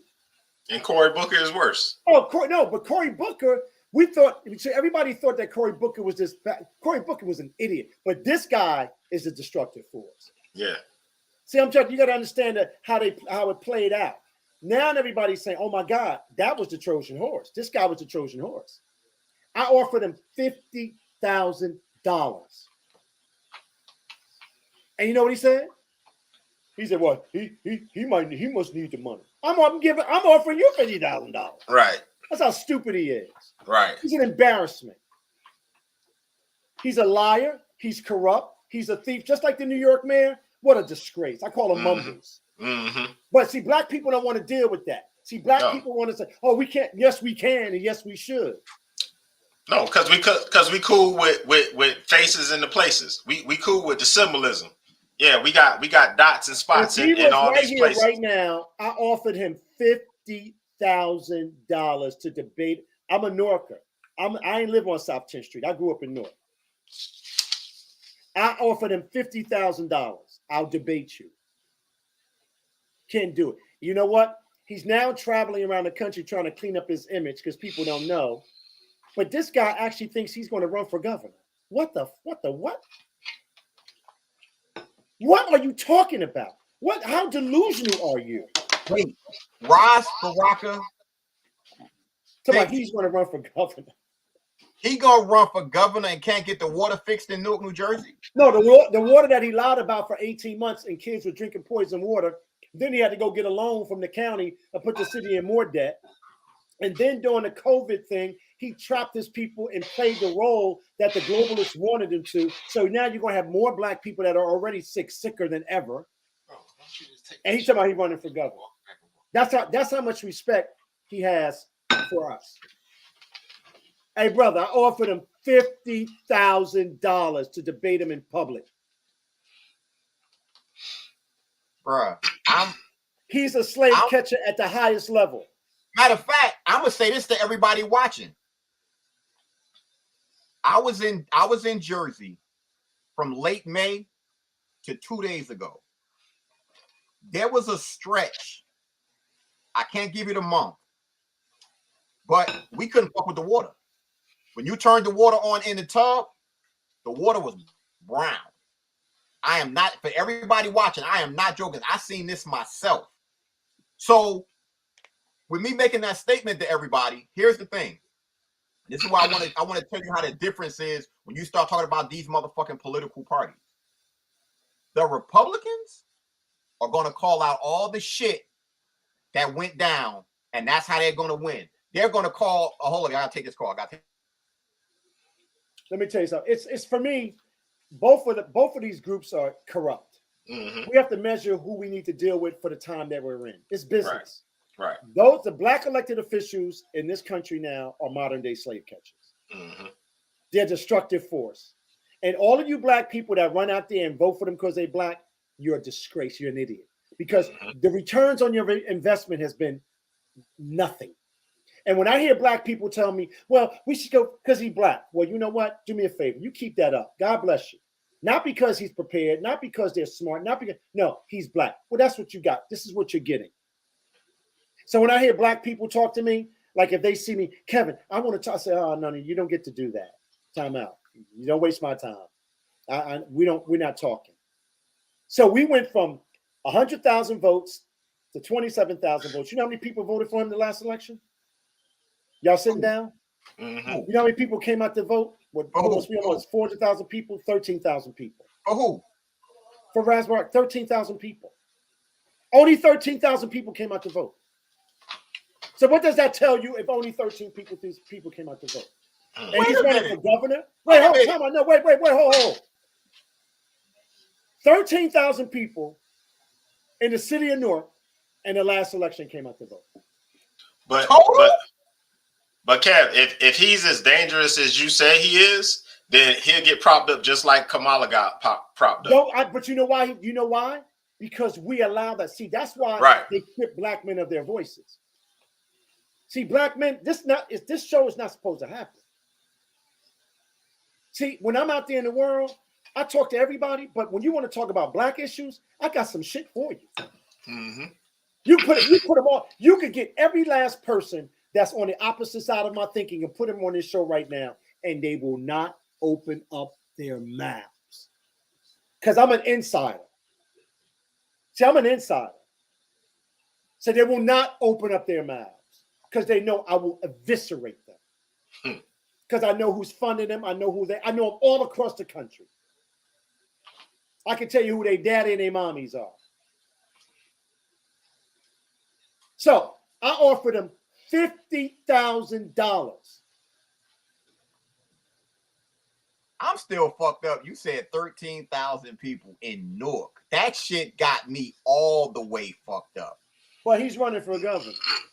But that it's basically what Jermaine just said. He gonna be like Kamala Harris because Kamala Harris couldn't win her own motherfucking state, and she's the fucking vice president right now. But the only reason they're able to do that is because we're not in the business of preserving our national, who we are. Listen, man, he's a fraud. Majority of the black elected officials in this country, I'm saying 85.5% are anti-black. I'm saying it's higher than that. What about, I'm saying this for a reason, what about James Clyburn? I can't call him Uncle Tom. I want everybody to stop using that. Sambo. He's a Sambo. Yeah, Sambo. Because I always tell people when it's Uncle Tom, I say, you didn't read the book. Stop talking. Uncle Tom is the hero. The reason why I said James Clyburn is because Jermaine lives in South Carolina. Boy, that guy there, he is the worst of all. Every black congressional leader in the country right now on that side, they're anti-black. Every last one of them. Hold up. I gotta touch on something because you made a statement and I want to see it from the other side. You said on the Republican side, the new guard is coming in and pushing out the old guard. My man, they are anti them. But here's my question. On the Democratic side, there's nothing happening, right? Like they're slaves. They are anti. Listen, every black elected official in America, and I'm saying 85% because I'm just brain dead at this point. Majority of them are anti-black. They create policies every day that operates against their own people. And they cloak it in this poverty narrative, victim narrative that black women embrace and love and black men don't want to deal with. That's why our children in our places where we live at are no longer communities. They're just neighborhoods where people live at. So I'm telling you, you can get any of the pseudo-intellectuals, any of the black bourgeoisie, any of the black new wave entertainment class, any of those people and put them on this screen and they will not open up their mouths. Every time I see JayZ talk about business, I bust out laughing. I was like, that boy don't know nothing about business. He's an entertainer that sold us garbage, and he's their proxy. He covered for them. And now look what Beyonce looks like right now. She looks absolutely ridiculous. She does an album using all of these terms, but when a one group attacked her, she changed the song, but she still used the N-words in her song. When I think it was I forgot the name of the organization, but dealt with the handicap issue. She changed it, but she never changed that word N-word in her song. Yeah. Look how she looks now. She went from an elegant girl to a monster. Listen to her music. Get a new album. Just play it. It doesn't even make any sense. So I call her out. her out. So look at her music. Listen to her music. So when people say, what is the solution for turning it around now? Get past your black denial. Get back in your schools and take back your kids. Get back in your neighborhoods and take back your politics. Get back in your families and raise your children. See, I appreciate that. But see, we just laid out all of why we're doing it, but flip that. Just flip that. Because when people say, what's the solution? The solution is find your balls, find your womanhood, go take care of your kids, go reclaim your power. You don't have to be empowered. Go shame the devil and get past your black denial and stop being slaves. Juanita, with your I love Juanita. That's a good question. I got it. With what you just asked, and we've said this a lot of times on the show. I love Juanita. I'm not. Don't think that I'm picking on you and making this statement. I'm talking in general. There's a blueprint for us to have a solution, and the blueprint has been out there. There's multiple ones, but the main one that we always touch on is Dr. Claude Anderson and Powernomics. Like we always mention that because everything is in writing of what can be done. But to be honest with you, the one thing that has to be done as far as when it comes to our people, as a unit, we have to be on code. And because we so fucked up, the possibility of that happening is so few and far between that it's scary because everybody wants to be individualized. And a majority of those people that want to be individualized, they're going to regurgitate what they're told by their oppressor. Well, I think the word solution is a very interesting term, right? It's very interesting. So for the sake of, saying a solution, like you said something about the models that we have. So we look at the ex-slave and we look at what they did when they came out of slavery before Jim Crow came knocking on their doors, right? They were the solution. That's why when people say Black Wall Street, I'm like, why would you call your name? Why would you use a name of the industry that actually profit off of our bodies? Why would you say Black Wall Street? Why would you want to claim that? Wall Street was created by our bodies. So we don't even know what language to use, yet alone coming up with a solution. We have to purge our communities of these people that look like us. You can't even get there until you do that purging. You can't even get there until you deal with your black denial. You can't even get there till you deal with the tragedy that we all participated in. You can't leap over that. And until we deal with this, we can never get to the solution scenario because we are still enslaved culturally. We are still enslaved socially. And guess what? It has destroyed us who we are. You can't even get there because everybody wants to jump there, but you can't get there until you deal with what we've allowed ourselves to manufacture, which is our self-destruction. Right. And you know where it starts? It starts with you. So you have to be willing to challenge your ideals that you've been pre-programmed with. So all these, I'm black, so I got to be a Democrat. So what? See, the powerful thing that this system did was it forced all of the 99% to fight against each other with the Democrat Republican shit. So they all play for the Republican Democrat. They all are owned by the same master. They Same master. own by the same master. It depends on. They're not beholden to the people. They're beholden to their masters. So that's why you see the billions go to Ukraine. You see the $5 trillion of wealth that was transferred upward during a pandemic. That's why the people didn't get nothing. So you have to change your ideas. So quit if a Republican or conservative, whatever you want to call them, got an idea that's great, but you can't go with it because they're Republican. It's something you need to change in your mind. Can I stop you there for a second? Go ahead. I am so fascinated by that word conservative. Yeah. Okay. So if you use the mindset that we're using now, no black person would have ever followed Malcolm X because he was a conservative. He believed in faith, family, and freedom. If he believed in less government control, he believed in. Now think about this. Now, everything that they believe in now is bad. Everything that Malcolm, Martin, Ida, all of our leaders believed in, which is family values, that's conservative now. But we don't believe in that because conservative has become a dirty word. When in fact, majority of black Americans in this country are very conservative. Right? Okay. Yeah. So let's stop right there. Just deal with the word conservative because I'm fascinated by that. Mm-hmm. Fascinated by it. So now let's talk about all of this other stuff people keep talking about. I lost my train of thought, but on the conservative, let's talk about the Democratic Party because I'm just done. I'm done with it. The only reason black Americans vote for the Democratic Party, the only reason is because John F. Kennedy got Martin Luther King out of prison when he was locked up. And Coretta Scott King said, well, we need to vote for Democrats because they protect them out. Because Nixon was an absolute idiot. And Nixon was doing more with black people than Kennedy's ever dreamt of. He said at the time, Nixon says, well, I can't get Martin out because it would look political. He was an idiot. He missed a great opportunity. And Kennedy, Robert F. Kennedy Sr., never wanted to help Martin because he didn't want to lose the Dixiecrats.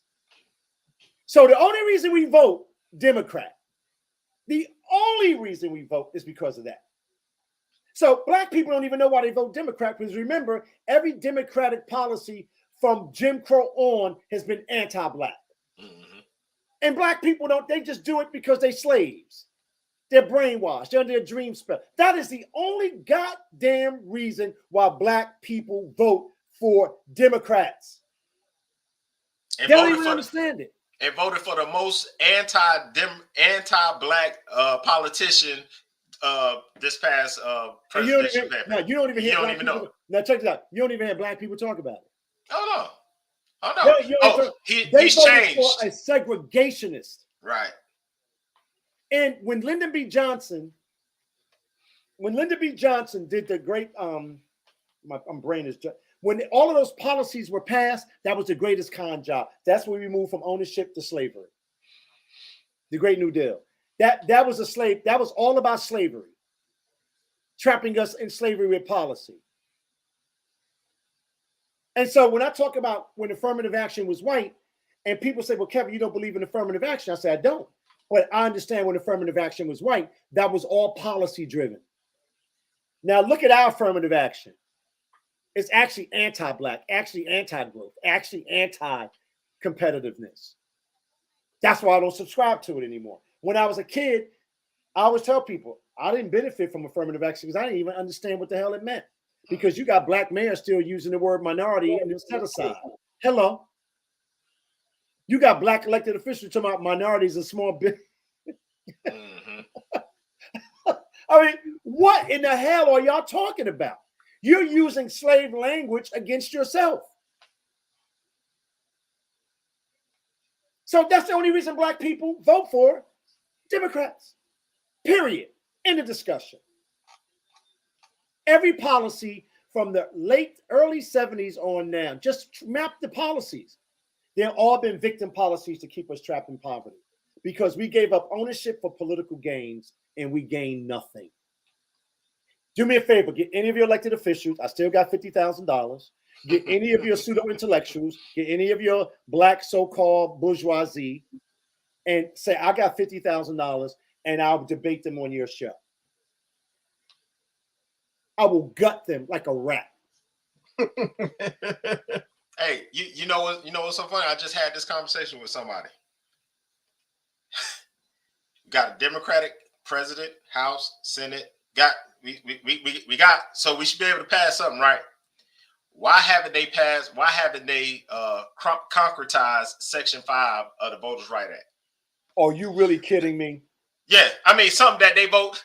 Most people don't even know that they vote on this every 25 years. So every 25 years they vote on this. You don't even. I mean, that's just something they could just do So like Rob, that, right? You call him Barry. Barry, that guy. Every time I see him, I just want to just fucking cry. The guy put us to sleep. He was brilliant. All he did was sing a good Al Green song. I asked somebody one day, tell me just one public policy he created to advance black people in this country, and I will shut my mouth. I'm going to guarantee you this is what they tell you, because this is what they say to me. The Affordable Care Act. I know you hear it. All right, so I'm going to break that down for you. He gave 35 million new customers to the insurance industry, and the Heritage Foundation, which is a Republican foundation, wrote the goddamn bill. So if I ever hear that again, and guess what? Majority of America can't even afford it anymore. Right. They can't even afford it anymore. So it had no public option, and you got fined. If you didn't get insurance, you got fined. So what are we talking about? He gave 35 million new customers to the insurance industry, and the Heritage Foundation wrote the bill. So the lobbyists, Heritage Foundation wrote the bill, and black people better not ever say that again. He did nothing for Black America. He did nothing to deal with the criminal justice, the social issues of getting black men out of prison. Nothing. Kev, I gotta say this, and I know Jermaine gonna start laughing when I say it. We're on another podcast on Tuesdays, as sometimes we jump on, and we always say on this particular podcast, what did Barry do specifically for our people? And the first thing they bring up is the Affordable Care Act. We just said along with the judges that were appointed. What? Judges that you talk. Listen, let me tell you how bad this guy was. Y'all don't even know. See, y'all don't know Barack Obama. I know his history. I know who created him. I know who financed him. And I know who owned him. Okay? The guy is a fraud. Who the hell goes and spends $15 million in a house in Martha's Vineyard by the water? I know the guy. I know who financed him. I know who picked him. I know who managed him. And I know he is anti-Black American. There was the biggest con game ever played on Black America. And guess what? We all participated in it. Let me tell you something. My family beat the hell out of me about Barack Obama. Ooh, you better not go to my mama's house to say nothing about Barack. I got kicked out of her house several times. He was the first multiracial president, not black, multiracial president that is owned, stopped, locked, and barreled by Wall Street that created him. John Corzine plucked him because he was in obscurity. He lost his first congressional seat. He was a low-tier senator, but he was a light-skinned kid that spoke well, and that he spoke the right language. You ever notice when he got around us, he changed his elocutions? Oh yeah. And when he went to negotiate, let me tell you when I knew Barack Obama was a failure. In the 2008-2009 crash, he had an opportunity to reset everybody's mortgages in this country. The only thing he did is reset the wealthiest people's pocketbooks, and that was it. Yep. Jermaine, tell Kev what your mom said about voting for you. Oh, yeah. You remember when Kanye was talking about he was running and all this kind of stuff back then? Yeah, so I was having a conversation with my mom, and I was like, well, shoot, Kanye running? Hell, I'm going to throw my hat in the ring. She was like, I wouldn't vote for you. I'm voting for Biden. My own mama. Wow. What can you do, man?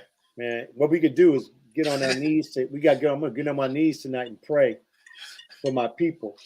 And you know, I gotta tell you, man, I am very, very diverse in my thinking. And you know, I am a black male that is grounded in my blackness, grounded in my history, grounded in my family's history, grounded in my community. So you can't come to me with the bullshit.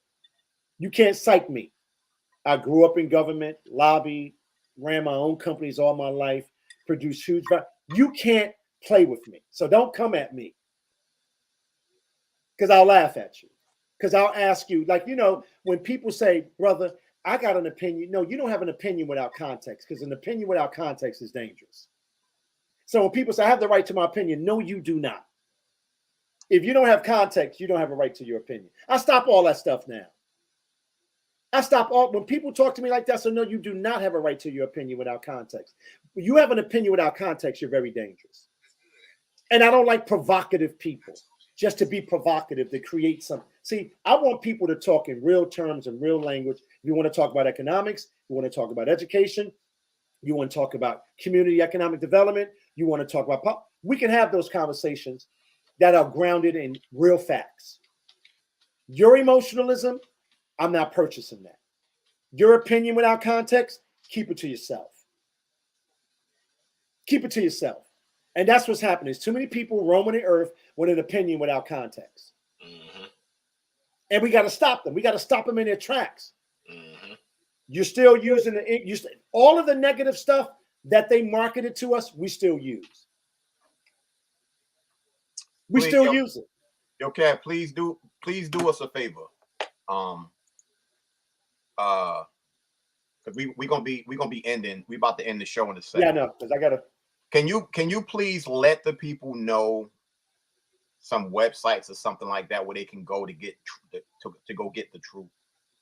Can you like let people know what's up? Because I'm gonna tell you the paper that's covering all of this stuff in a really interesting way. Epoch Times. Mm-hmm. Yep. You got to get offline. But if you really want to read a lot of the stuff that's happening, and like you go to Jimmy Dore's show, you go to Ruben's show, these guys are really doing some groundbreaking stuff, man. There's a lot of people out there, bro, that's doing a lot of work. Russell Brand. I'm telling you, man, some good work. And they're opening up these discussions. And then these are all liberals that left the party. You know, all white women abandoned the Democratic Party, bro. They're gone. Once you start screwing with their children, they ran, brother, for the hills. Only black women are black and Latinos. They vote their pocketbook. They vote their interests. We're the only slaves. Well, that right there is the perfect way to wrap up the show. Kev, God bless you, my man. I know how your schedule is. For me to catch you and have even a phone conversation with you is a blessing. But everything. Hey, when I saw your name, when you called, I say, I haven't talked to my brother in such a long time. And I was like, I gotta talk to you, because after the storm, Tim Pool, absolutely. After the storm, Tim Pool is doing great work. Oh yeah. It's a bunch of them. I'm telling you, man, it's some bad people around this country doing the work, man. Yep. Right? Liberal Beehive or liberal Hive, or what is it? These guys are doing some great work. And what I tell people all the time is, when you look up these people, don't just take their information and regurgitate it. Do some research, because when I listen to Jimmy, I go listen to what he said, and then I go research what he said, so I can make my own interpretation of what. Listen, I'm on an international hit list. I'm probably one of the most censored people on the planet. I'm the most investigated people on the planet, because I'm standing up against them. And I'm an insider. They don't know what to do with me. I'm a complete insider. So I know how this is played. I am probably, if not, this government has worked hand in hand with a foreign agent to investigate me and censor me. So when I'm telling you, I know how they operate, I get it.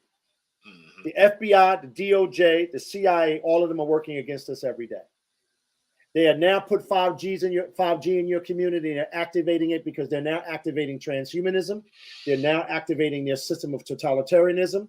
They are now going to control your financing. They're going to control everything. We have allowed them to destroy our kids in these schools.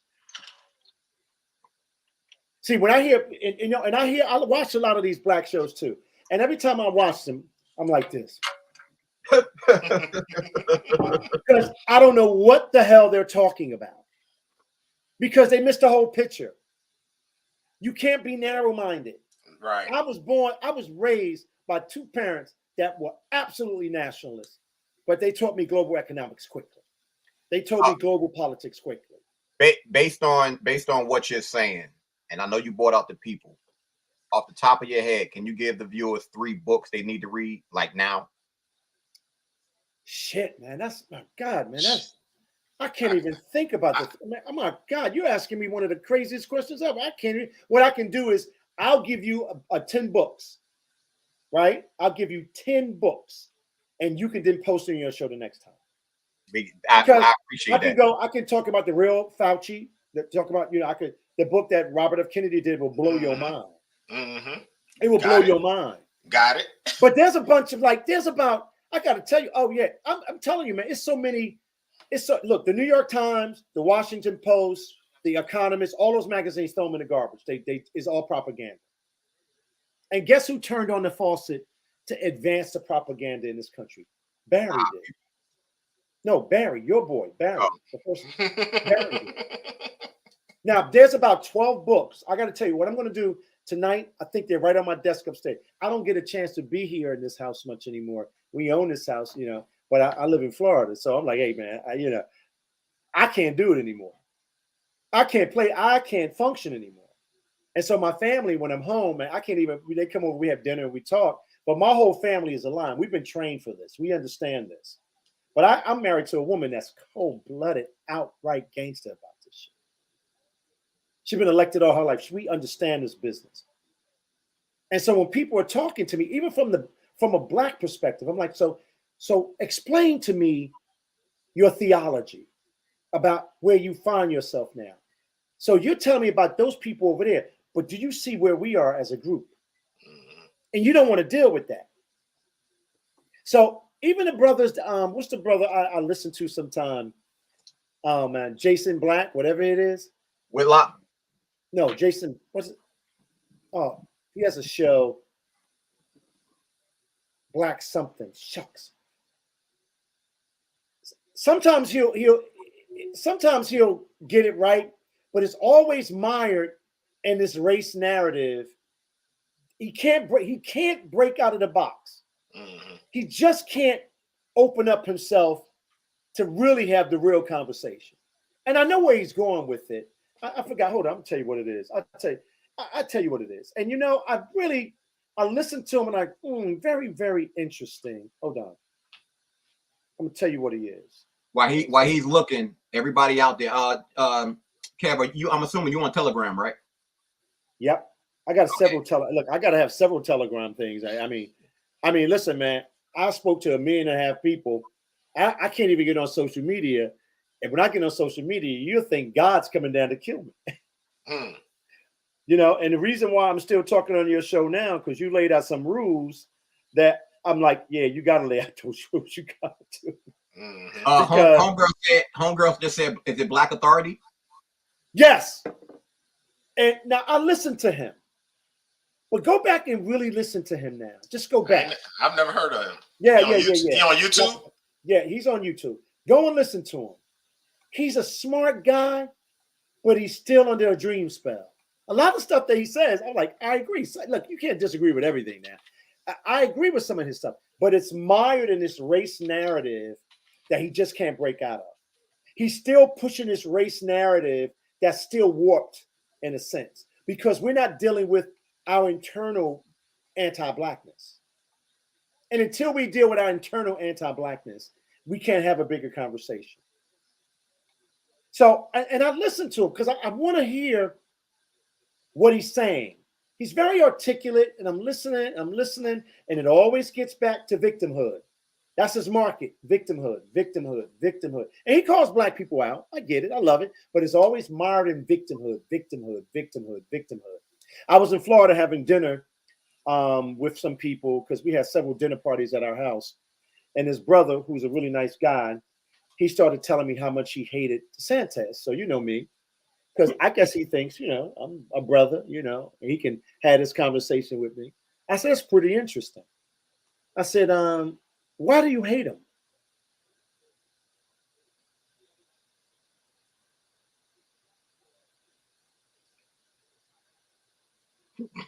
He don't know why.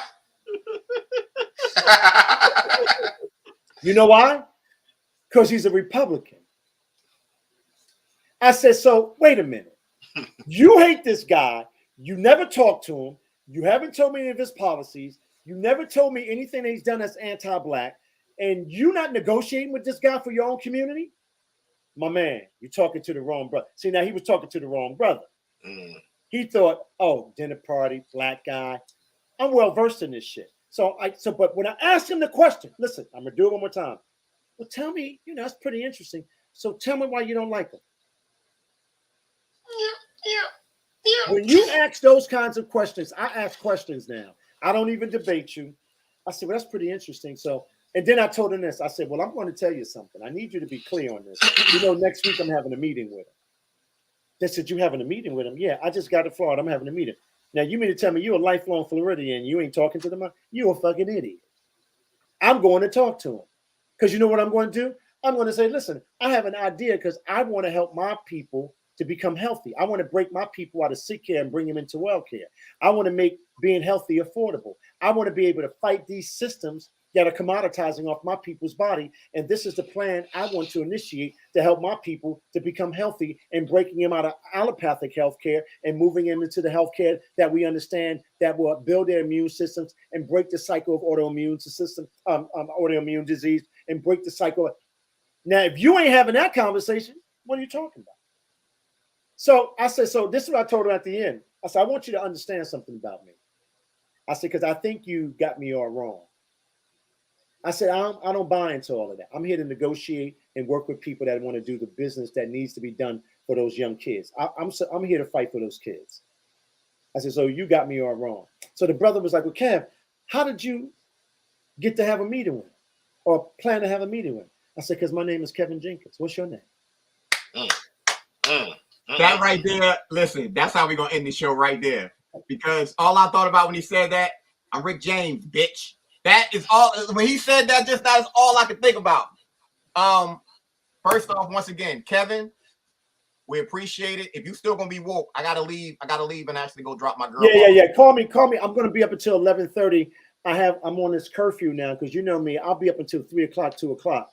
So my wife has put me on a curfew. Can you believe that grown ass man? She's telling me to go to bed at 11 o'clock because, you know, at 3 o'clock, I start talking to myself, working. And then when she gets up in the morning, I'm at my desk like this. And then I went to see my daughter today, my oldest daughter. She came over and like touched my face. She said, Daddy, when you go home, can you just go to bed? And my girls, they all trying to manage my life because I've been on the road. I only been home, brothers, 72 days in the last 2.5 years. And so my daughters, man, you know, they like protective of me. And even my brother, who I'm tight with, he said, Kev, he said, man, how you feeling? I said, I'm in New Jersey. I feel exhausted. I got to get the hell out. I got to get out of here. Listen, I love you, brothers, man. I appreciate. Listen, can I tell you something? These are the kind of intimate conversations I want to have. Yeah. And even if you say that I'm wrong, I might be open to saying, okay, give me 15 minutes. Let me go to my library and pull it out and let's explore it.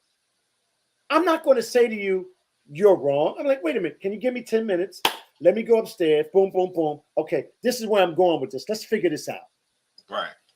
Because I have to do that to make sure that I'm at least communicating effect. I don't think anybody with a different opinion is wrong as long as they have context. That's all. So Kev, before we get out of here, one of the books that I've been telling Fu to read, and I know he ain't went and got it because he ain't said nothing to me about it, is Confessions of an Economic Hitman. Oh my God. 1 and 2. You got to get 1 and 2. Right, 1 and 2. So I just started rereading 2, and it's because and I started that about 5 years ago when I started getting to foreign policy. So somebody mentioned that book, and I was like, well, let me read it. And then now I'm starting to, all the dots starting to connect together when I'm starting to see all this stuff happen abroad and stuff like that. And I'm like, oh, now it's coming together. Hey man, the deep state is deep, brother. Here's a book for everybody: Confessions of an Economic Hitman. And you know what? Get 1 and 2 at the same time. Yep. Hey, listen, man. I brought that book. Oh my God, long time ago. But guess what? That'll show you the deep state is in play, man. Yep. The World Economic Forum, the globalists. Oh, they're in action, bro. And one of my theories is they've been implanted here, doing the same thing here. That's just theory. We got to talk about. You know what, though, man? I got to come down. See, I got a family in South Carolina too. When I'm down, you down in South Carolina? Yeah. Oh man, we got to have lunch together, man. Yeah. When I drop into your town, I'm gonna call you. I'm like, look, we got to have lunch because let me tell you something. That's the kind of stuff on this show. We got to, like the young lady said, the solution. We have to re-engineer our thinking. That's the solution. We got to re-engineer. We have to re-engineer our thinking. We have to break out of this dream spell. Let me clear something up with both of y'all.